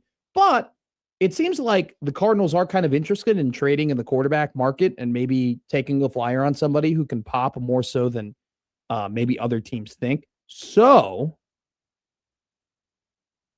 I think Anthony Richardson ends up being an Arizona Cardinal. I think the Cardinals call the Colts. I think the Colts right now are trying to figure out what they're doing with Daniel Jones first. And then once they figure that out, I think Arizona goes and gets Anthony Richardson. And I think they go, okay, we can afford as a bad franchise to be bad and potentially draft a quarterback next year. But let's just take a shot in the dark here. Let's use some of this draft capital. Let's make a trade. And you know what? Maybe if we're able to do, with Mike LaFleur, what Shane Steichen wasn't able to do with Anthony Richardson, when we get a high pick next year, we can take the best player available as opposed to taking a quarterback and hoping it works out. I think it's worth the risk. I think it makes sense for Arizona to take this risk because there's just not a whole lot of expectations for them next year. All right. The Raiders are going to get Fernando Mendoza. I think Aaron Rodgers is going to return to the Pittsburgh Steelers. I wonder, though, what do the Steelers do at the quarterback position? Do they draft one in like the 3rd or something like that? Could be a Klubnik team. Could be a Nussmeier team, potentially. Mhm. I don't know. Maybe. Do I want to say a Cole Payton team? I don't know if I don't know. I don't think I'm well versed enough in that to peg them as that. But I do think that this is a quarterback drafting team this year. But I think Rodgers comes back, and I think he tries and does the mentor thing for a year, and then they give the keys to the guy next season. And he's going to go on that media tour and go, well, I mentored Jordan Love. I love mentoring. I love it. He's like, you guys are idiots. You don't know all the great things that I did as a mentor to Jordan Love. He's good because of me. Yes, exactly. Love my coach. Love McCarthy. Never said a bad word about McCarthy. I get so pissed off at Collinsworth when he goes, I mean, it's funny. You watch a little Jordan Love. I mean, there's a little Favre in him, Mike. I mean, that's kind of what happens when you pass down from quarterback to quarterback. I mean, there's a little gunslinger. I mean, Aaron wasn't doing that. That's what Chris says about Jordan Love. It irks the crap out of me. But anyway, I think that they draft a quarterback. They keep Aaron Rodgers. I think the Browns don't do anything. I don't think the Browns sign anybody. I don't think they trade for anybody. Who was it? Was it you and Michael? Yeah. That said they're going to trot Deshaun Watson out there. I think they're going to trot Deshaun Watson out there. Maybe they'll try Shedeur. Kind of because they have to out of default. I mean, they got Dylan Gabriel. Mm-hmm. Is Kenny Pickett still on that roster? Whoa. I mean, it's just like, I think they're so sick and tired of every season trying to do this whole song and dance of like, let's get a quarterback, where it's just like, we've tried so many times. We're just going to take a year off. Raider. Okay, I didn't know that. But Watson, Gabriel, Shedeur, I just don't think I really don't think they do anything. You know, I think they draft Carnell Tate if he gets there. And they go, all right, cool. We got a receiver now. Hopefully we get a quarterback next year. I don't think they do anything. All right. So here are the big 3. These are the 3 big ones that are fun. Door number 1, door number 2, or door number 3? Let's go door number 1, baby. Kyler Murray to the Minnesota Vikings. I think this is a slam dunk. It makes sense. I think this is a slam dunk. The 2 years that Kyler Murray had a head coach who was based in offense was the 2 years he made the Pro Bowl. His 2 best offensive seasons. I think that now that Quasi is out for Minnesota, there's nobody defending JJ anymore. I'm sorry. I'm sure JJ's a nice guy. I'm sure he's a sweet human. You used to pick on him, and you don't. I heard he hates dogs. And you don't want to really. Where did you hear that? Just in the streets. The people? Yeah. Okay. Do you have sources? They're talking. Do you have Minnesota sources? I got sources everywhere. I dabble in a little bit of everything. Good for you. Mm-hmm. I need more sources. Reach out if you want to be a source. This is a business, guys. I'm sorry. This is a business. And the guy who made the mistake is gone. And Kevin O'Connell, his kind of hands have been wiped because was very vocal about 2 things.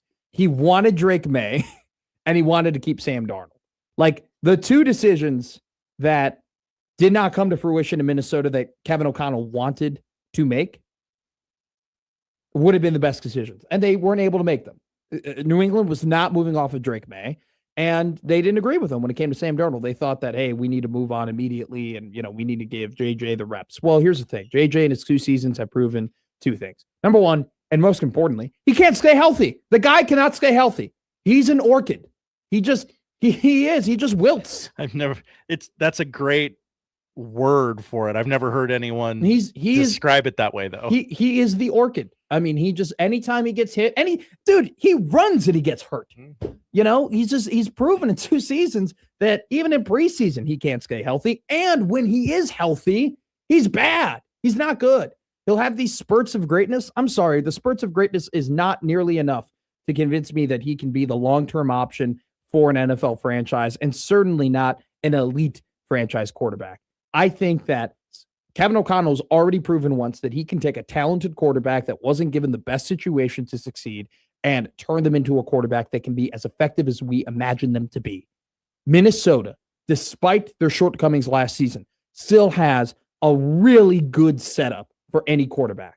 from a wide receiver perspective, from a play calling perspective. And, they got Aaron Jones Jr. isn't getting any, or Aaron Jones Sr., I'm sorry, isn't getting any younger, but still, they can figure out some things in the running game. Alec Ingold, by the way, fullback, really good fullback, released by Miami. Also, Miami released their really good kicker today, too. They're just making some weird moves in general.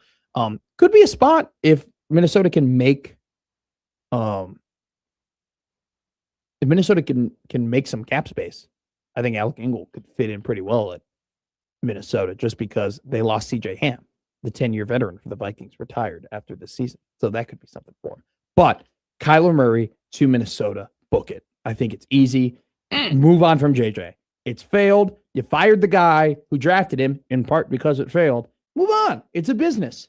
I think Kyler Murray could be a great success in Minnesota. All right, door number 2 or door number 3? Door number 2. Okay, Kevin Stefanski, good coach. I haven't seen enough from Michael Penix to really make me think that it's going to work out. And it's also not like Michael Penix is a young quarterback that is going to, like, he's not 21. Like, he spent a lot of time in college. Joe Flacco. Let's just have another transition year. Joe can sling it. Oh. Joe's familiar with what they're doing in Cleveland.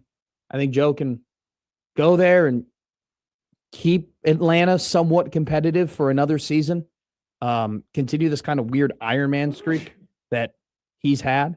And let's just go and do it. Just Joe Flacco to Falcons. Another transition year. Another team where, look, the Falcons don't need to do anything special or break the bank in order to have the quarterback situation solved right away. They're another team, much like Cleveland, that can kind of just stand pat and just say, all right, we're going to try next year. Atlanta, too, by the way, does have a very impressive roster in terms of weapons. They do. They have what you would call pieces. And unfortunately for them, James Pierce Jr. looked like he was going to be developing into one of the better sack guys in the NFL in his very young career. And I don't know. I mean, man, I don't know if you've seen the videos of and read the reports as to why he got arrested and how his arrest unfolded. That guy is very, very lucky, to be honest with you, after all the havoc he caused. But Atlanta's got pieces. I think they just need kind of a stabilizer at the quarterback position. Joe Flacco has proved over the last couple of years he can still sling that ball, and he knows Kevin Stefanski's offense like the back of his hand. I think it'd be good for Atlanta. All right, final quarterback thing. Number 3. They don't need a quarterback. They don't need a quarterback. The first quarterbackless Super Bowl team. Wow. But this team had 2 draft picks heading into this draft. They traded one of them and essentially got what would be their first-round draft pick in Trent McDuffie. Solved their biggest need. Re-signed a safety today, which, by the way, and they also re-signed Quentin Lake. Shored up that defense in the back half. Have a young stud pass rusher and Jared Verse on the front end. That offense is Puka Nacua, Matt Stafford, Blake Corum, Kyron Williams, solid offensive line. Sounds like the Rams roster. What if the Rams took Ty Simpson with the 13th overall pick? Whoa. What if they said, look, Matt, you won the MVP. You cemented your legacy as a Hall of Fame quarterback. You can be here as long as you want. We love you. Sean loves you. But you know what? You're getting kind of old. You probably got, 3 good years left? However many good years left you have, we will pay you for it. But we're going to draft this kid because when you're done, we want the seamless transition. We are going to use your greatness and your longevity in advantage for us. We're going to ride you out, and we're going to have you teach Ty Simpson. Clean up some of the mistakes. He doesn't have a ton of experience in college. He's going to gain that experience through the lessons you can teach him. And we have built the roster the way we've wanted to build it. On top of that, we traded our other draft pick. We're going to use this draft pick to take quarterback.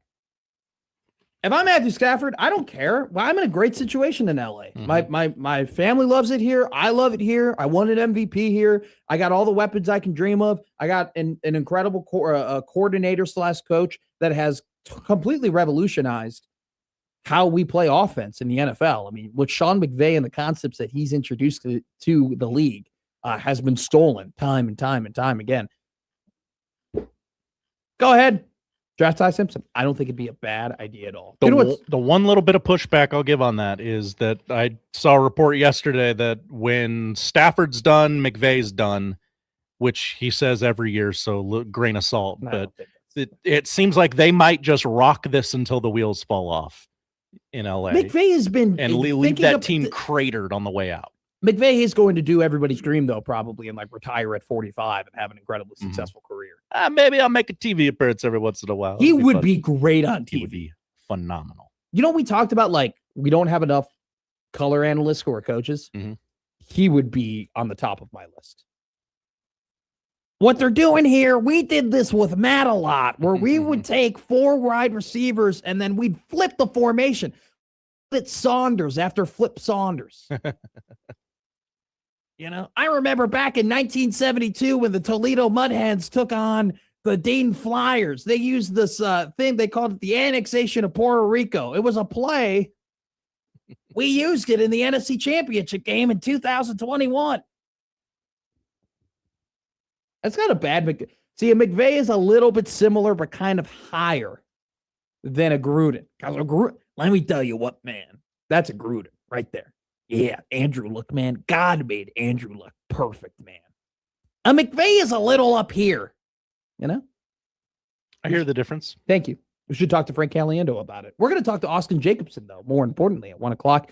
He is at the state girls high school tournament right now. He's going to give us a breakdown of what to look forward to in the weekend of state basketball, along with we're going to continue to talk about Husker football, continue to talk about Nebraska basketball, continue to talk about all the great college basketball we are going to be seeing this weekend, all that and more here on 1620 on Middays with Matt. Middays with Matt on 1620 The Zone.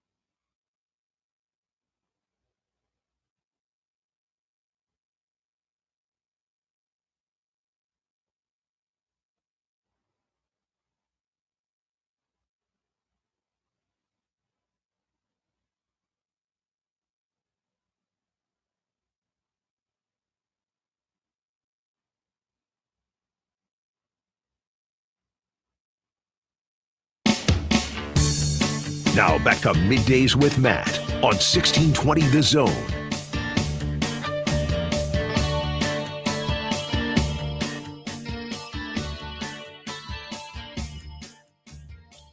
Alrighty. Taylor Decker, the left tackle for the Detroit Lions, has requested his release from Detroit.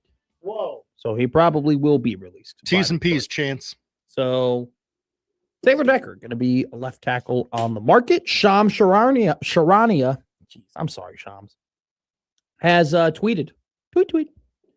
The Boston Celtics have announced officially that Jason Tatum will make his season debut tonight versus Dallas under 10 months removed surgery from a torn Achilles tendon. I'm terrified. Yeah, so there was also I saw a doctor on Twitter, so obviously he's totally correct and we shouldn't be, I mean, come on guys. You see a doctor on Twitter. It's like, oh, this guy knows what he's talking about. Is definitely a doctor. And he's definitely a doctor. He doesn't just have, doctor in his bio or anything like that. Said that this isn't that crazy. Here's the thing. I've never seen a guy come back from a torn Achilles tendon in under 10 months or 10 months and under ever in my sport watching career. Have you, Josh Hodson? No, not off the top of my head, no. So I'm nervous too. I'm also nervous as someone who roots for the Celtics. Is he going to mess up the mojo? Yeah, are we going to do that lazy thing across all of the things? Like, dude, the whole whose team is it? Is it Jalen's team? Is it Jason's team? I don't care about that. It's Joe Mazzulla's team. Thank you. That crazy guy. He just keeps saying stuff. Like he said this week, they asked him, is Tatum going to play Friday? He's like, none of us may be here Friday. What kind of question is that? No. Didn't he say I might get hit by a bus? He goes, well, that's Kyle Shanahan when asked about like Jimmy Garoppolo or something. But he goes, I go to sleep questionable, I wake up probable. That's right. Yeah. That is such a good quote. By the way, did you see that Harrison Barnes, after playing in like 364 straight games, missed a game because he got out of bed and his ankle hurt? Oh, what a way for that streak to go out. Like, this dude has played Harrison Barnes has been in the NBA for what, like 12 years now? I mean, he was with the bait, but like people do forget. All right, this is kind of something that ball knowers will remember this. It wasn't supposed to be Steph Curry and Klay Thompson. The Splash Bros was actually supposed to be Steph Curry and Harrison Barnes. I do remember this. This was like, the idea was that Harrison, who was the 7th overall pick in 2012, was supposed to be Steph's right-hand man. And then it became Klay. Was actually I think Klay was drafted with like the 11th pick or something like that in another draft. So Harrison played, and then he was like a big part of them winning the 2015 NBA Finals, and then a big part of them losing the 2016 NBA Finals. Make a shot, Harrison. Your team would have won Game 7 of the NBA Finals. But then, he's had a very interesting career where he goes to Dallas, and then he was in Sacramento forever. And then he goes to San Antonio. I'll admit it. When we started this conversation, I had to look up where he is currently employed. You know, he's 33 years old and he's played 14 years in the NBA.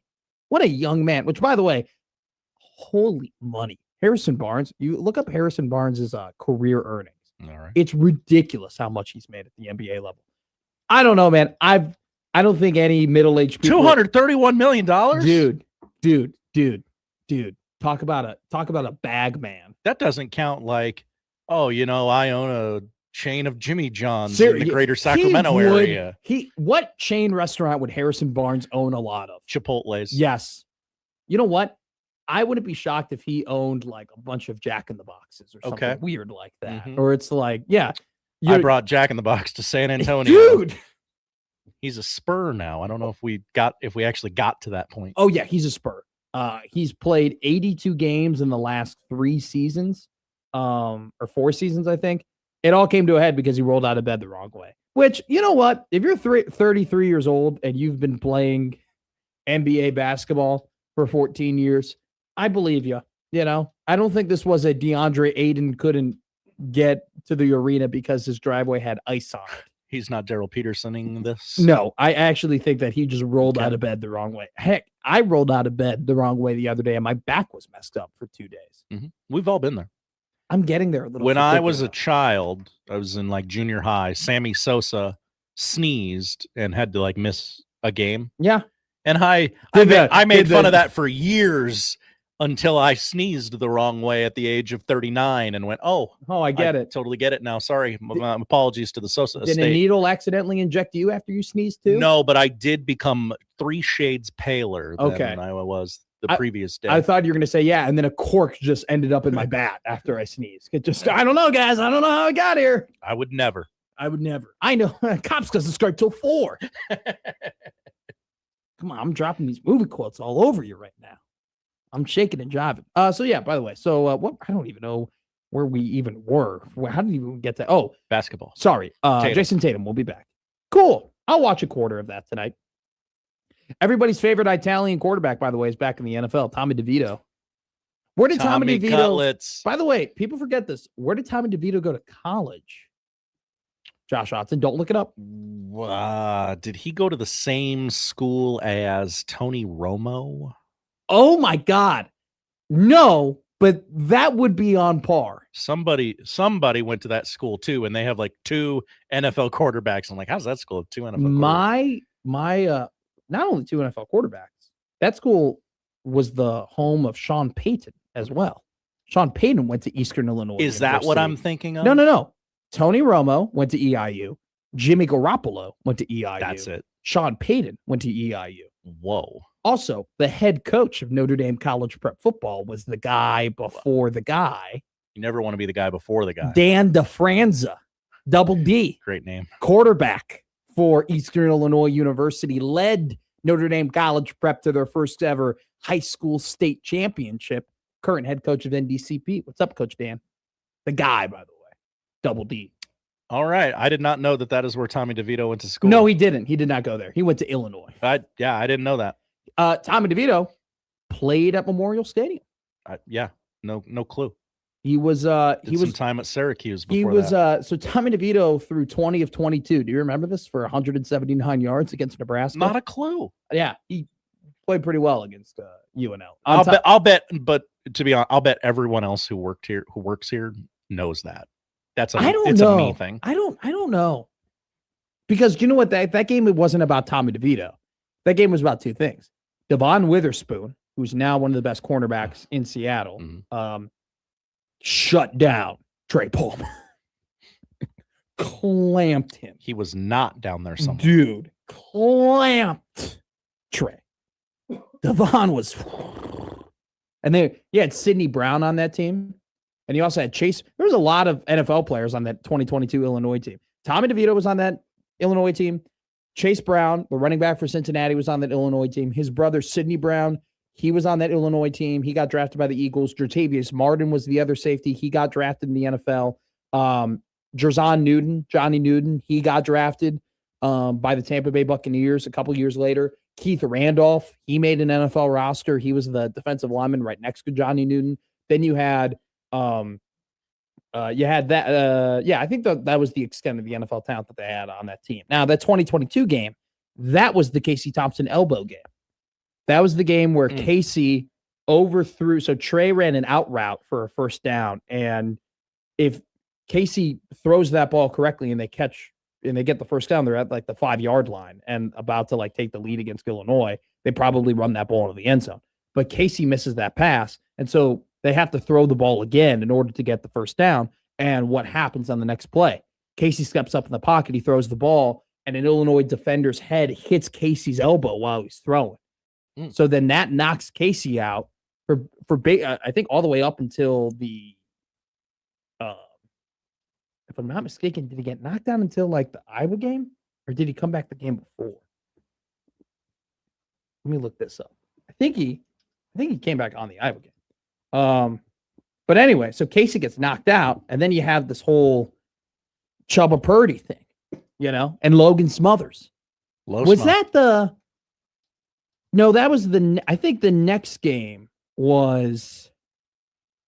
think the next game would have been the Minnesota game, if I'm not mistaken. if I'm not mistaken here, the next game would have been the Minnesota game, and that's when Logan could have scrambled and didn't scramble.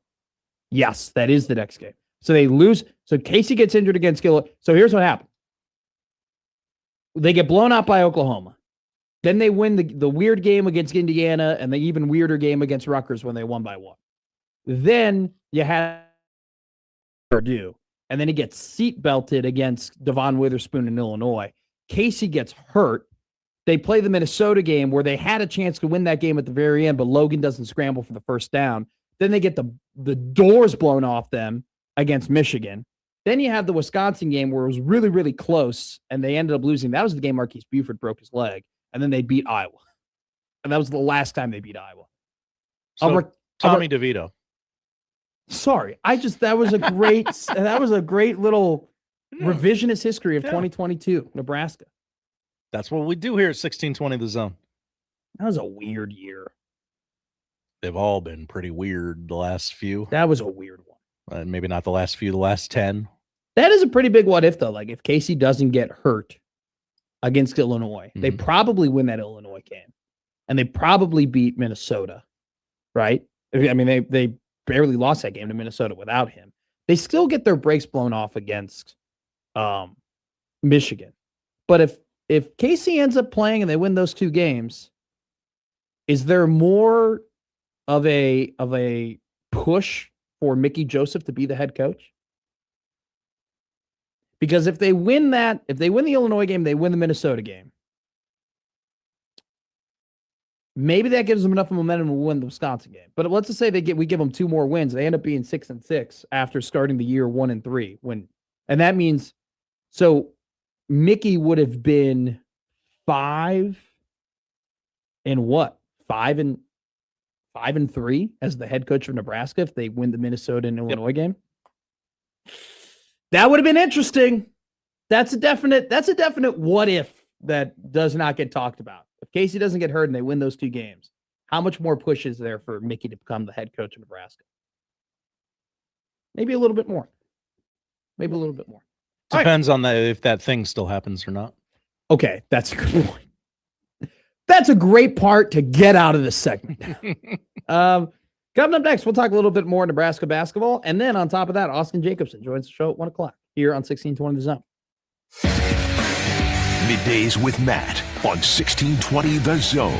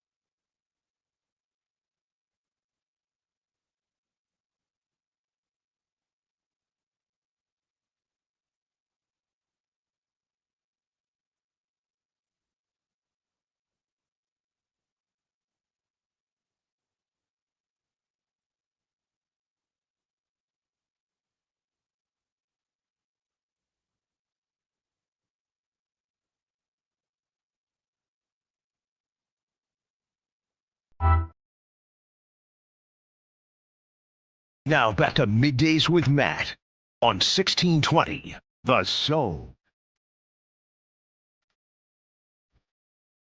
All right. So things are happening in DC. They're having this college sports roundtable.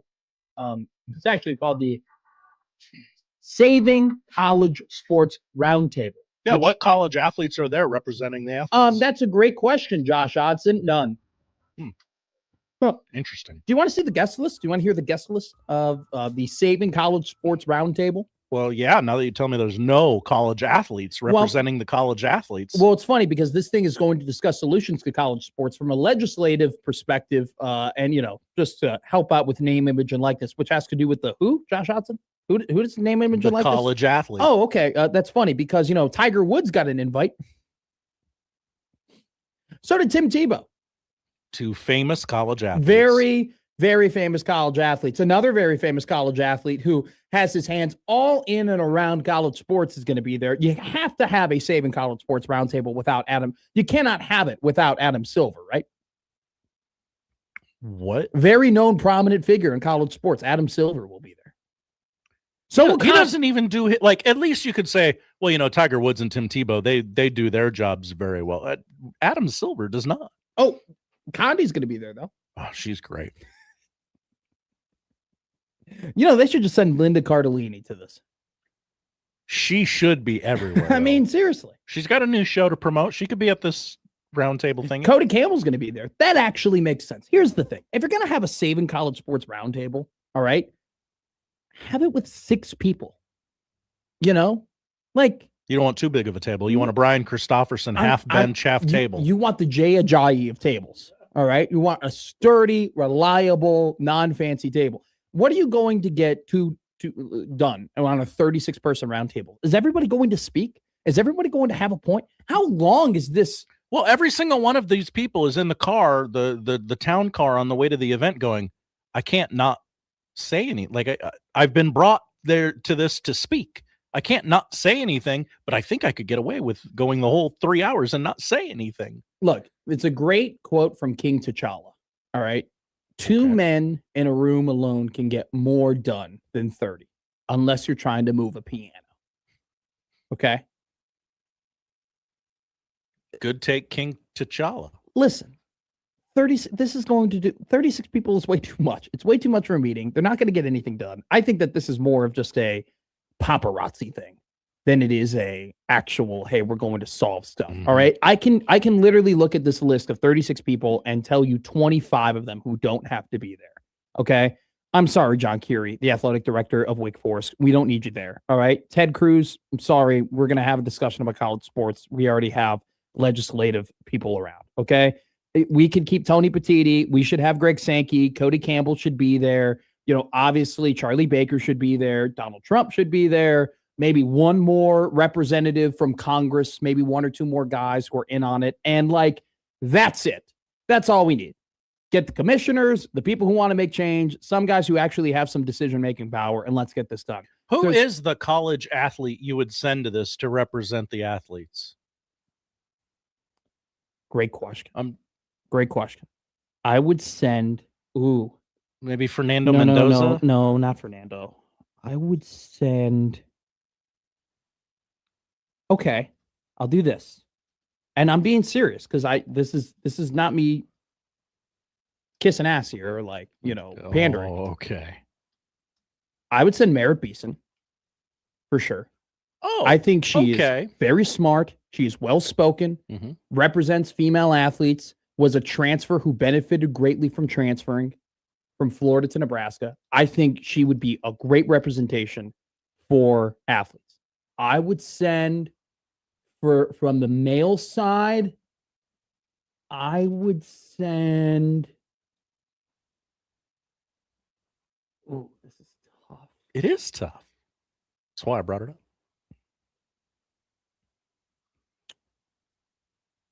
I would send Fernando Mendoza, I would send. And maybe I would send a guy like Alex Caravan. Okay. Been at one school the entire time, never transferred, found his loyalty, had a great time at UConn, been in college sports for X amount of years. Yeah, I'd send Fernando. And then I think you would have to, and people will roll their eyes at this, but like, I think she gives an incredible insight to the pressure and how much money you can make in college sports. I would send, honestly, I'm being for real. I'd send Livy Dunn. I think Livy Dunn knows a ton about NIL. I think she knows a ton about deals. I know she knows a ton about the pressure of performing. Like I think that she knows a lot about the spotlight being on her and the benefits that came with her being as famous, the good, the bad, and the ugly. Like, I think that Merritt could talk incredibly about the transition of like transferring and like that process and how transferring is good for us and how like my life would be completely different if I didn't transfer, the transfer portal from a good perspective. And I think Livy could talk greatly about the benefits, but also the deterrence of having so much, on your plate. Here's why making a bag for someone like a gymnastics athlete is important versus basketball, one of the revenue generating sports, quote unquote. I would send Fernando Mendoza. I'd also send maybe somebody who's been like in college too long to get their perspective, like Diego Pavia, Joey Aguilar, probably. Okay, like that, or maybe even Chambliss from a perspective of like, this is why I need to stay in college, and this is what we need to do, and this is my perspective on it. I think you need to get as many perspectives on it as possible. I think you need to get the good perspective. I think you need to get the tough perspective. And I think you need to understand why people are making the decisions they're making, right? It's easy to make fun of Trinidad Chambliss and Diego Pavia and all those people and Joey Aguilar and Charles Bediako. It's easy to make those jokes, but they're doing it for a reason. And I think that if you're going to make decisions that are going to affect everybody, you need the perspective of as many people as possible. But not 36. That's not 36. But like, you need the perspective of like, okay, why is this good? Why is this bad? What is the negative? What is the positive?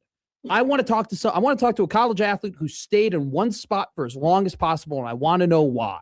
I want to talk to a college athlete who went to court and sued for more years of eligibility. Why did you do that? Why is this important to you? I want to talk to a college athlete who made a ton of money from NIL, and how is that good for you? But what are the things that we can do to make it easier for you and to allow you to not have such a negative, experience at times? I think you need to balance those things out. And then those guys need to listen to the athletes, need to listen to their experiences, need to listen to their perspectives, and then come together and say, how do we balance the integrity of the game and the integrity of the sport and keep fans involved? And then how do we also make rules and things that benefit athletes as best as we can? That's how you go about this. So it's not just like, hey, I want to have Fernando Mendoza because he's the golden boy, and I want to have this person because they did it the right way. No, bring people in that you disagree with.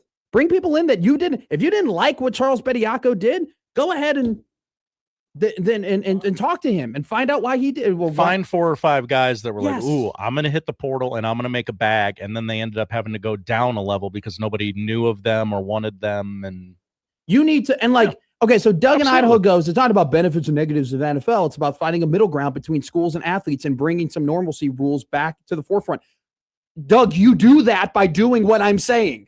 Yeah. You find a middle ground by hitting as much blades of grass as possible and understanding all these different perspectives. And then you find the middle. Then you find okay, we're going to make these rules to balance for athletes, and we're going to make these rules to balance out for the schools. And then we're going to come to a set of rules, or hopefully eventually come to a set of rules and agreements.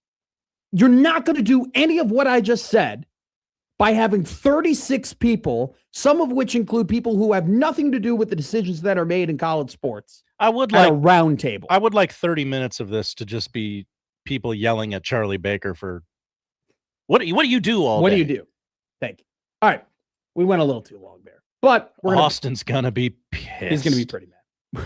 He's gonna be mad. I'm sorry. We bring on Austin Jacobson up next. Middays with Matt on 1620 The Zone.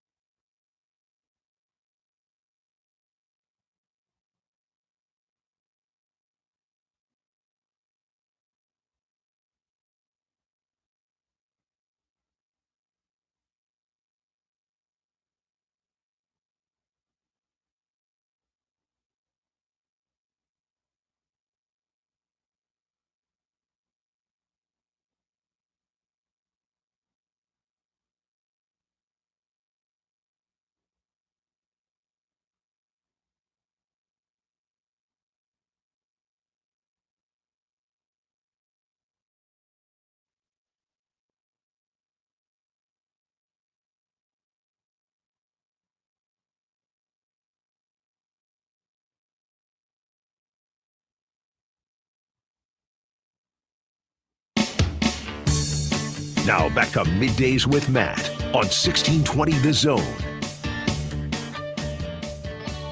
Don't forget, from 2 to 6 today, over on 114th and Dodge by the Beer K, or what is it? The arcade by the Funny Bone. Unsportsmanlike Conduct will be live from the Tee Box opening up today. Nice little golf sim. Go ahead and say hi to John and Josh from 2 to 6 today. We bring in our guest from Hurrdat Sports and currently boots on the ground in Lincoln covering the girls high school skate championship basketball tournament. It's Austin Jacobson. I'm an ass. I'm sorry. Whoa. Wow, what a start. I'm glad you got out ahead of it. No, I know. I want to get out ahead of it because I was very unprofessional and did not get you at 1 o'clock. I got you at 1:10. That's my fault. Look at me. Look at me putting my hand up and admitting my mistakes. That's a big moment for us. Yeah, that's huge. I wish I could see your hand up, but again, you were 10 minutes behind, so I couldn't join any stream or anything. But that's okay. We're here. Girls State basketball is going on. The Pender Pendragons and Spitfire are here. It's a great day. I love the names. The Dusters, the Clippers, what did you say? The Pendragons? Yes, the Pender Pendragons and their mascot Spitfire. That's of the best, incredible. Yeah, the best mascot in the entire state for sure. Why'd you turn heel on Kearney? What do you mean? What did I do?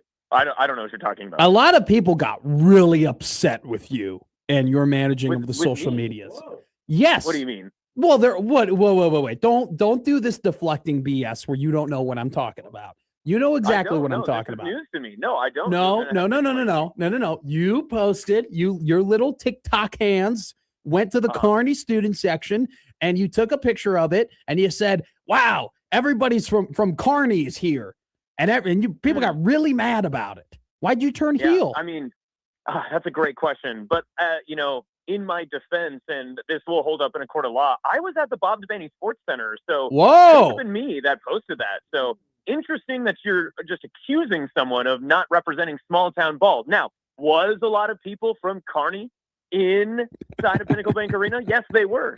But I don't think that it's such a bad thing to showcase the community support and representation that was there that day.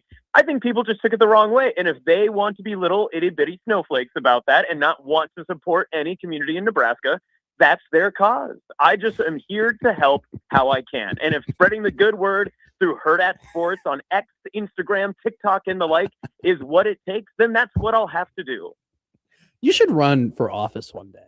I actually do think have the voice down. I feel you pretty good about that. have it. Like you have it. Maybe if you get a little bit deeper and a little bit older, like if you wanted to make a run, I would say at a state level, I think you could do it. I think you could do it. Yeah.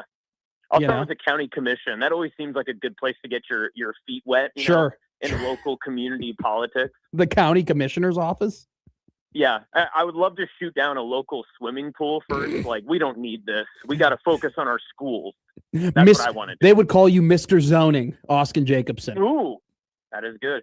Austin the Zone. That would be not bad. Yes, and you could have your own radio show, and then you could also be a state legislator. That would be electric for you.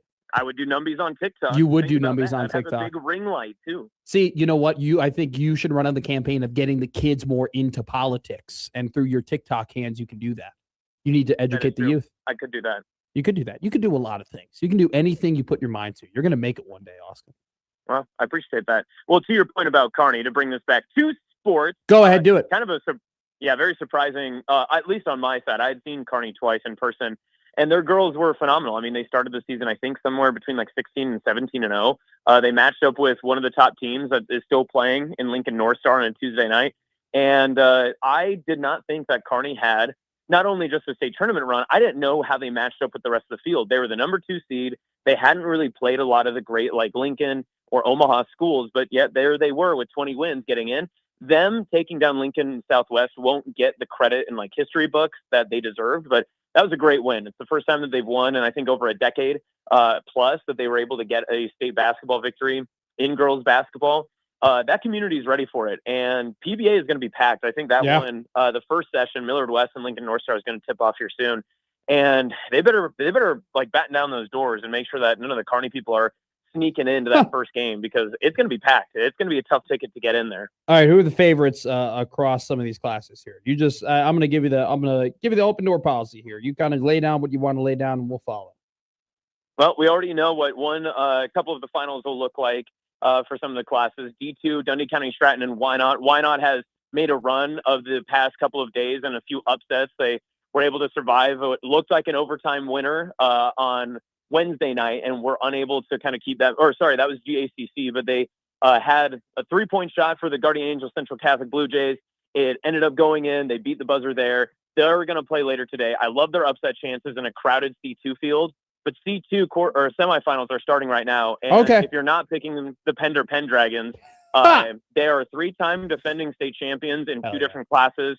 Hadley Walsh is a phenomenal player, can score on all 3 levels, and they've got 2 Dollivers that are going to be phenomenal. Now, on the opposite side in C1, Malcolm and their 2 Dollivers handled and took control of what was a Cinderella in Fort Calhoun earlier today. They're going to match up with Shayla Rottenberg, who's obviously a future top 3 recruit across the country in volleyball. She'd probably be a top 150 recruit in girls basketball if she chose that as well. So it'd be Milford Malcolm tomorrow for C1, and in A and B, the bigger classes. I mean, we're into a tight race at the top with Bennington and Norris at B. They handled control. They looked as good as they could, and they left no doubt that it should be them moving on to the championship game tomorrow. And in A, anything's possible. I think North Star has maybe the best collection of talent that has been building and developing to get better to this moment. They're going to face maybe the best coach, and Coach Mark Kruger from Millard West, who's the 2-time defending state champion in A. Of course, you got the upstart Kearney that a lot of people had already written off, and now they've got themselves a chance to go in, and they're going to have the best crowd and the best support. And then you look across their way in Omaha North, who has all the support of OPS behind them, besides maybe Omaha Westview, who they beat in the first round. And they have the best talented players on their entire roster. So a lot of great basketball that's going to be coming out from PBA tomorrow, and then obviously the 2 locations later today. You'll be a working man. You're working today, tomorrow, and Sunday as well. And then on top of that, you'll be working next week for the Boys State High School Championship Tournament. Go ahead. What do you think is the most intriguing class for boys basketball next week that you are looking forward to? Well, as it has been kind of all season, it's primarily Class A, which it makes it super fun. A has, top to bottom, great matchups, great teams, and all of those teams have the possibility of losing in the first round and having their hearts broken, and each and every one of those teams has the possibility of making a tournament run and a state championship. I mean, you can even start at the wild cards and how everyone got there. Creighton Prep is the 3 seed, but they didn't win their district final. They lost to Lincoln High, who's back into the state tournament. Lincoln High has played in these state tournament games before for the boys, but they have not yet played at Pinnacle Bank Arena, which is just another great story. They're going to have a great amount of support from, LPS schools that are going to come out for them. You look at schools that are going to be, competing for crowns that they feel like they should have won years past with Millard North, and you can throw Creighton Prep in there. You can also throw Bellevue West a bone. So we've got plenty of great teams in that entire field. And I've said it before on the show, I think the one player that is to watch, and there are a lot of them. There's London Data from Omaha Westside, who's one of the top recruits and kind of in a recruiting battle between Creighton and Nebraska. There's a lot of other big names that come about with the Class A Boys State Tournament. But Levi Webb from Papio South, he has the potential to maybe go off for 3 straight 30-point games and get the Titans back-to-back championships. I think a lot of teams would be afraid to see the Titans if he starts to get heating up in the state tournament next week. Excellent coverage as always. Austin Jacobson from Herd at Sports. We'll let you go here in a second because I know we got to you late, which was our fault. But on top of that, you got some more games to cover. Movie for the weekend. You got one for me? A movie for the weekend? Yes, you're a big here's what I did not know about you. The first time and only time we famously have hung out together off the air, you revealed to me that you were like, I'm going to go home and watch a movie. You don't is there just, you were kind of surprised that I've never been I'm just going to go and watch this movie tonight. And I have learned that you are a movie savant. You love talking movies with Josh Hodson. This is a new thing. Just give me a movie for a weekend. why don't I give you, you've probably seen this, but I'm just going to throw you a bone. Okay. Watch the newest edition of True Grit. I really like it. I think it's always like a great. Oh, is that with Haley Steinfeld and Jeff Bridges? It is. That was a great movie. Now, Haley Allen, people forget. Yeah. People do forget. I like that edition of True Grit. And if you want to get like deep cut with it and you want to just have some fun, depending on what your weekend plans are, I know that you're a single adult male that can, obviously have an adult beverage. Why don't you go out on Saturday night, come back and find a stream of Kangaroo Jack and then report back? Okay. We're going to do that. I will do that. Okay. Kangaroo Jack will be the movie of the weekend. And we will go ahead and I will report back. Do me a favor and watch the trailer of Kangaroo Jack first and then watch the movie. Okay. And then tell me how misled you were throughout that process. I cannot wait for this. This is going to be fun. It's always going to be fun following you and all of your coverage. You do such a great job, my man. Seriously. I know all the jokes, but we thank you so much for filling in on this show and all the great work that you do in and around the state. Can't wait to talk to you next week, my friend. Seriously. Yeah, I appreciate it. Hey, in a couple hours, we're going to find out if anyone's left in Kearney, Nebraska. I guess we'll wait to see. You turned heel on them. You were like Shawn Michaels sending Marty Jannetty through, the barber shop. What the hell's wrong with you? It wasn't me, man. It was not me. That's all credit to some of our great social posters. I may have had the caption idea. That may have been me. I'll maybe take credit for that. But the rest of it was everyone else. It was me, Austin. It was me all along. We will talk to you soon. All right. Have a good one. See, I enjoy Austin Jacobson just because he slightly gets the wrestling references or he just fake laughs. He fakes. I think he's You think he's faking it? Yeah, absolutely. Okay. Well, you know what? I wish people would fake it for me more.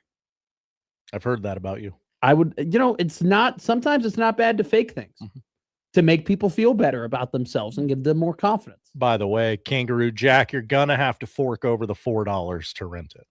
I'm fine. Like I will do that. No, I will do that. Moneybags McMaster. Dude, if I want to do $4, anything, once we get to like $15 is when I have to start thinking. You could own it for like 10, I think. That's my thing though. Like if I want to do something and it's under $15, I'm going to do it. There's no. I'm the same way. Once we get over 15 though, that's when I have to think. I was like, well, right. okay, Is this worth is it? it worth it? Anything that I want to do under 15 is automatically worth it. PC is the worst. I'm not going to read that comment. Absolutely ridiculous. All right. I've now been rattled after what Platt Cat just said. Wow. That's ridiculous. Take the break and compose yourself. Thank you. I will. We're going to talk about Robin Washut. He dropped some nuggets today, and he wrote a really good article. I want to touch on it. I want to touch on Robin's nuggets coming up next on 1620 The Zone.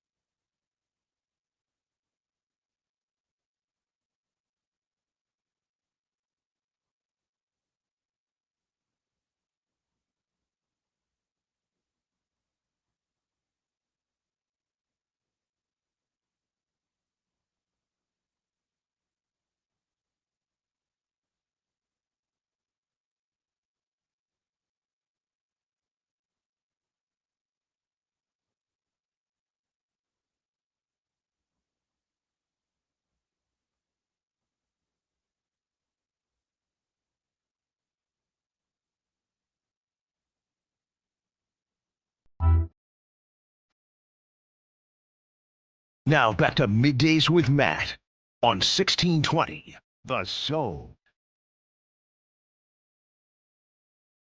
Robin Washut is a guest on the show every 120 on Mondays.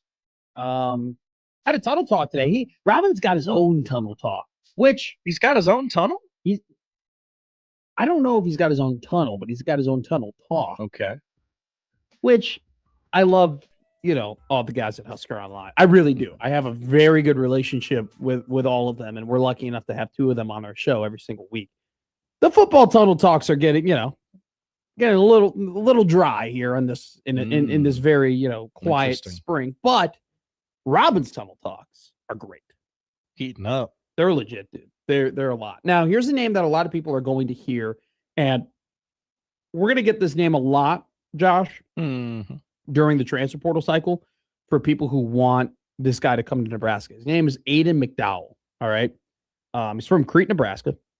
He's 6'4". He's the leading scorer at the Division II level, 26.8 points per game. Dude's a stud. Okay. Plays at Western Colorado. And this is a name that a lot of people that are big Nebraska ball fans are going to say, wow, they need to get this guy. They need to get this guy. They need to get a score. Robin did a whole deep dive on Mr. McDowell and the prospect of him coming to Nebraska next season. Robin, who does a great job reporting, basically revealed, there is some interest. Like Nebraska has his eyes on him, and McDowell definitely has his eyes on Nebraska. But he uses a great comparison of maybe McDowell kind of needs a Bennett Sturts year, where Bennett Sturts, one of the best players in all of the Big Ten, you're going to see him on Sunday, went to Missouri State with Ben McCollum, followed Ben McCollum to Drake, had a great year at Drake, now has made his way to Iowa, one of the best players in the Big Ten, and is projected to get drafted number 20 overall in the next coming NBA draft. A lot of people are being like, hey, Sturts did it. McDowell can do it. I think this is very calculated from Robin and very smart from Robin, saying maybe he could use a year at a SLU. Maybe he could use a year at a Murray State, or maybe he could use a year at a Drake, could use a year at a mid-major team, and then maybe go to the power conferences. But Robin does a great job reporting here. They're looking at, it's like that cute girl that's on the other end of the bar. You shot one eye at her. She shot one eye at you back.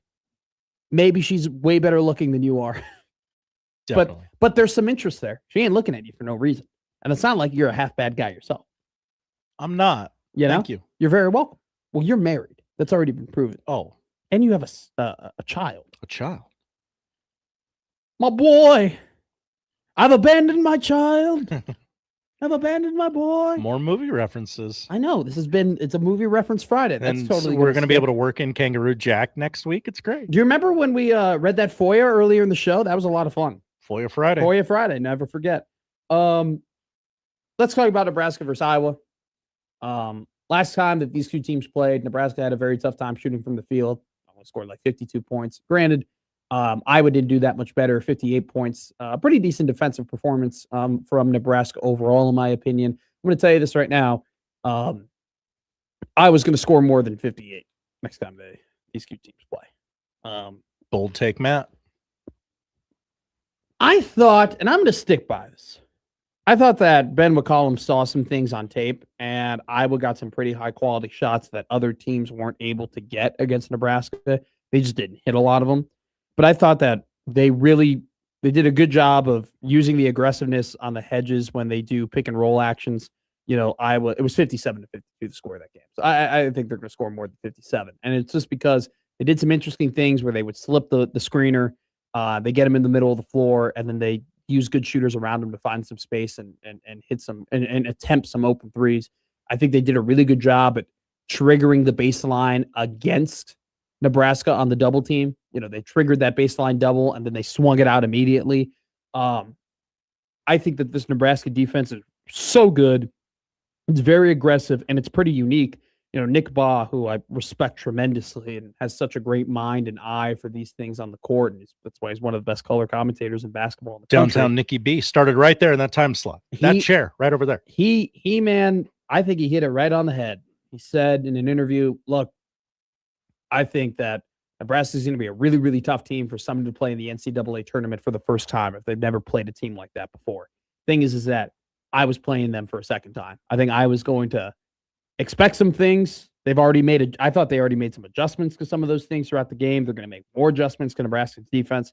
I think Nebraska is not going to be able to hold Iowa to 57 points again. I think Nebraska's going to have a pretty good offensive performance. I think this team always starts and ends with Rink Mask. I've kind of given up on the whole he needs to shoot more three-pointers, hit more three-pointers. There was a great stat on Twitter that before his quote-unquote slump, he's actually only shooting the ball 2% worse from the three-point line. I think it was before his illness, he was shooting 32. Now he's shooting 30%. He just needs to score. I don't really care how Rink does it. Rink just needs to be a dependable, reliable scorer who's confident in the paint. That's what Nebraska needs out of Rink Mask. You need Jamarcus Lawrence to pick it up, man. I like J-Law. Been good for a lot of the season, but his last 6 games, averaging 5.5 points, 27% shooting percentage, 3 of 21 from 3. One of those threes he made was a kind of ridiculous step back 3 against UCLA, which I don't really think he should be shooting in general. So it's one of those things where J-Law is going to be better from an offensive perspective. Rink, I just think, needs more confidence in the paint. Go back to that baby hook. Go back to putting your shoulder into guys. Just, I don't know, he looks a little timid. Not the Rink we were used to seeing at the beginning of the year. So gonna need some big. I just want to see everything click, man. Like, it's been a while since we've really seen everything come together from this team, where you have the best of Braden Frager, the best of Rink Mask, the shooting ability of Bryce Sanford, the great steals of Sam Hoiberg. We've seen more of that. We've seen that from more others than more people than others. Like, I think Sam and Bryce are playing some great basketball right now. But I just want to see it all come together. And I was going to be ready. I was going to be prepared. They're going to have more stuff for Nebraska in this aggressive style of defense.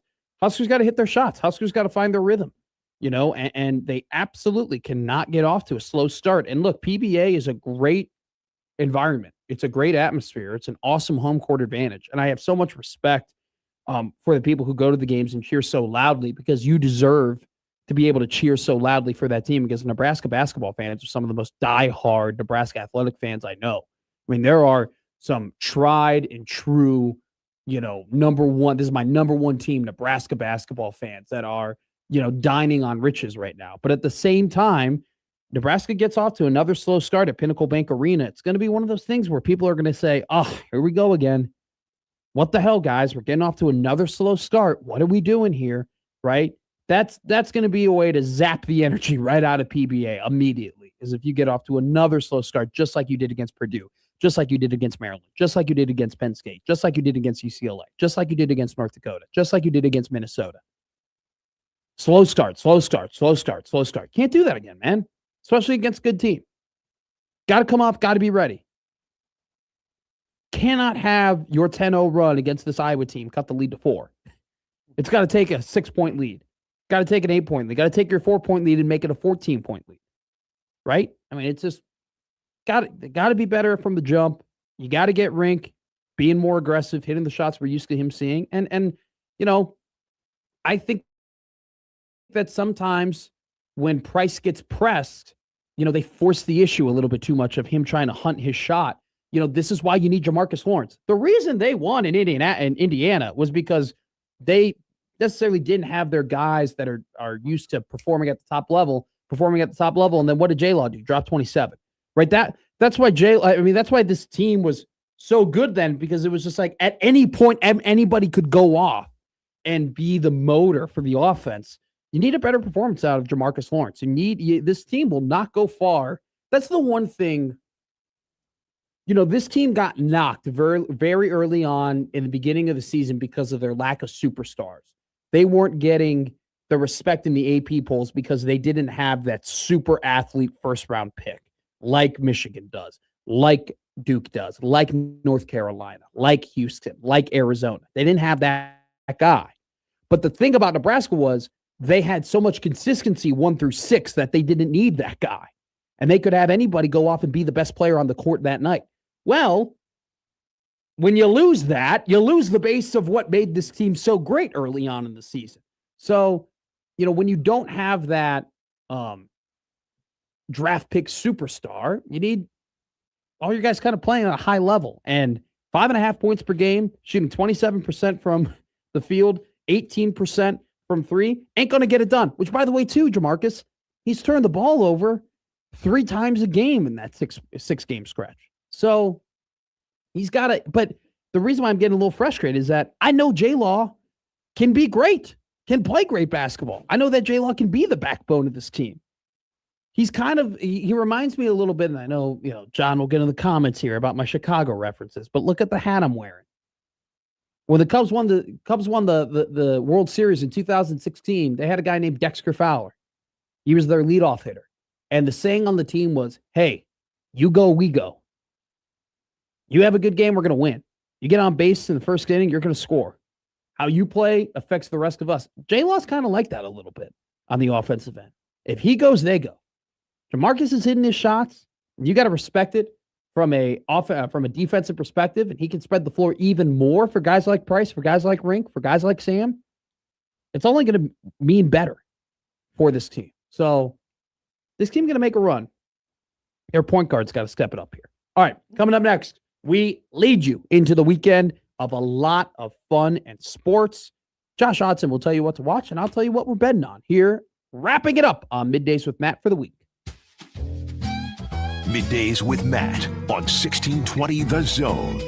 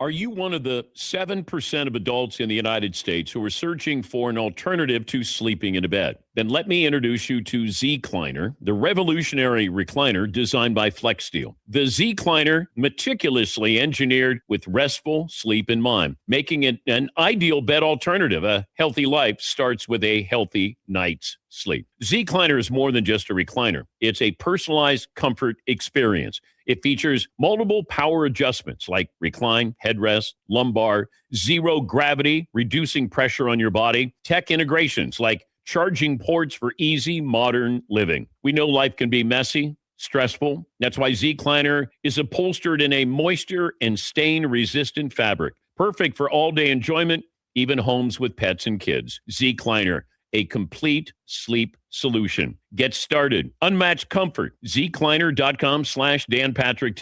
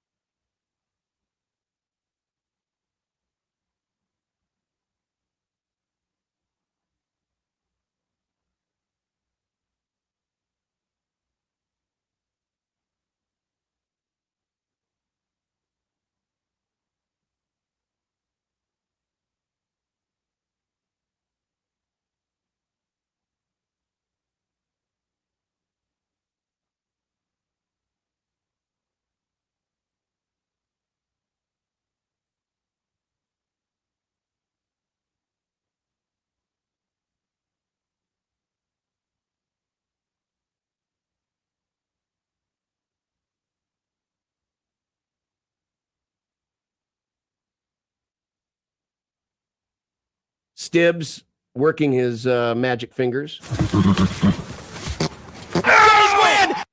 Middays with Matt.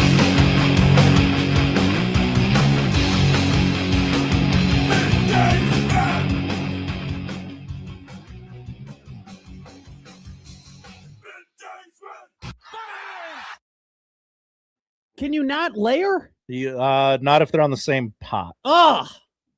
Mother of pearl. Pot E. I wanted the bang to come in with Ian's song, you know? Always do. That's bad radio. Bad radio. It happens. But, it's a Friday. I don't think anyone cares. But we're making a new song. Not to replace Ian's song. But I'm going to tell you something right now. A certain guest is going to love their intro next week. You will hear it here on Middays with Matt. What do you mean? You even said it to... You don't even know if it's possible. I know it's going to happen. Okay. I will make it happen. Really locking yourself in with this. You have rejected some of my music. I've rejected nothing? Yes, you have. I wanted to do This Week in Women's History song with Crazy on You. Oh, yeah. I didn't know that song. It's this week in women's history. It's this week. And you're like, that sucks. I don't know the reference.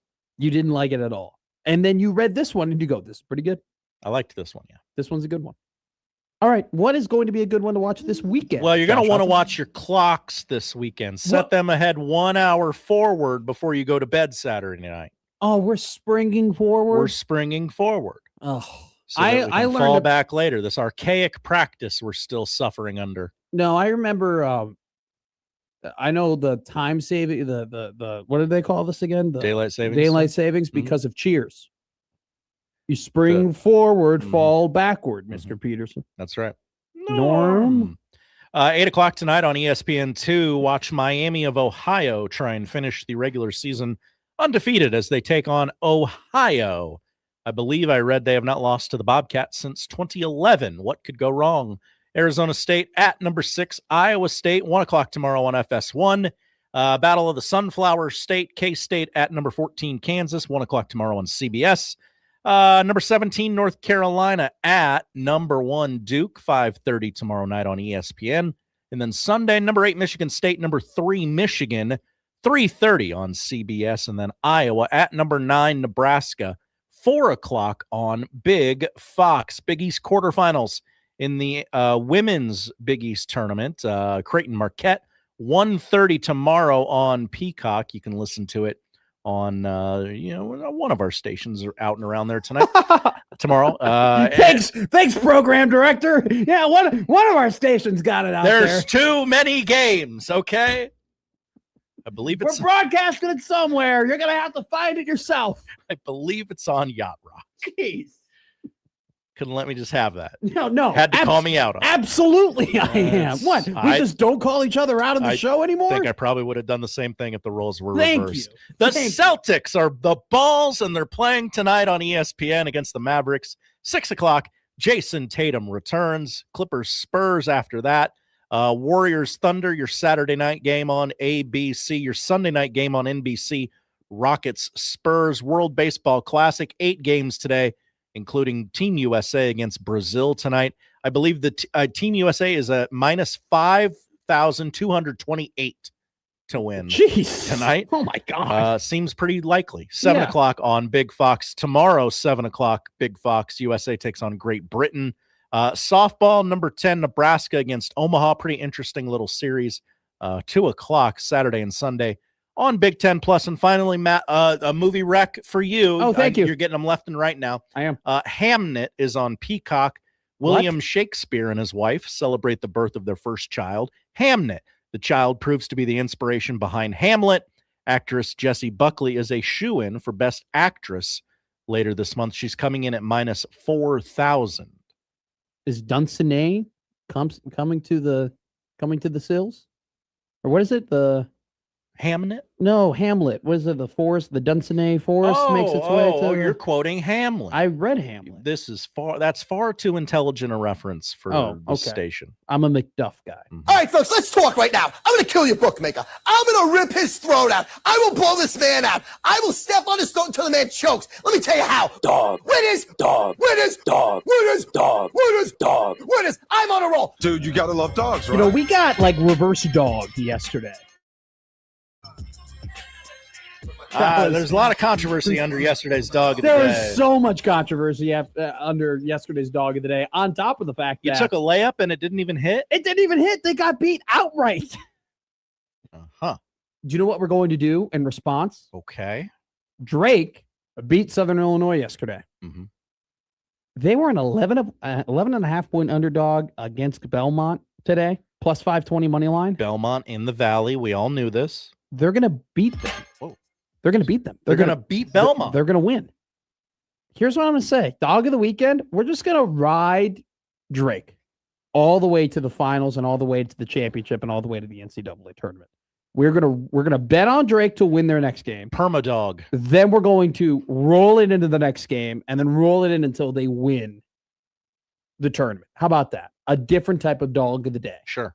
A dog parlay, if you will. A Drake Bulldog parlay rollover. I like how you said the mascot correctly. Not everybody does that. Thank you.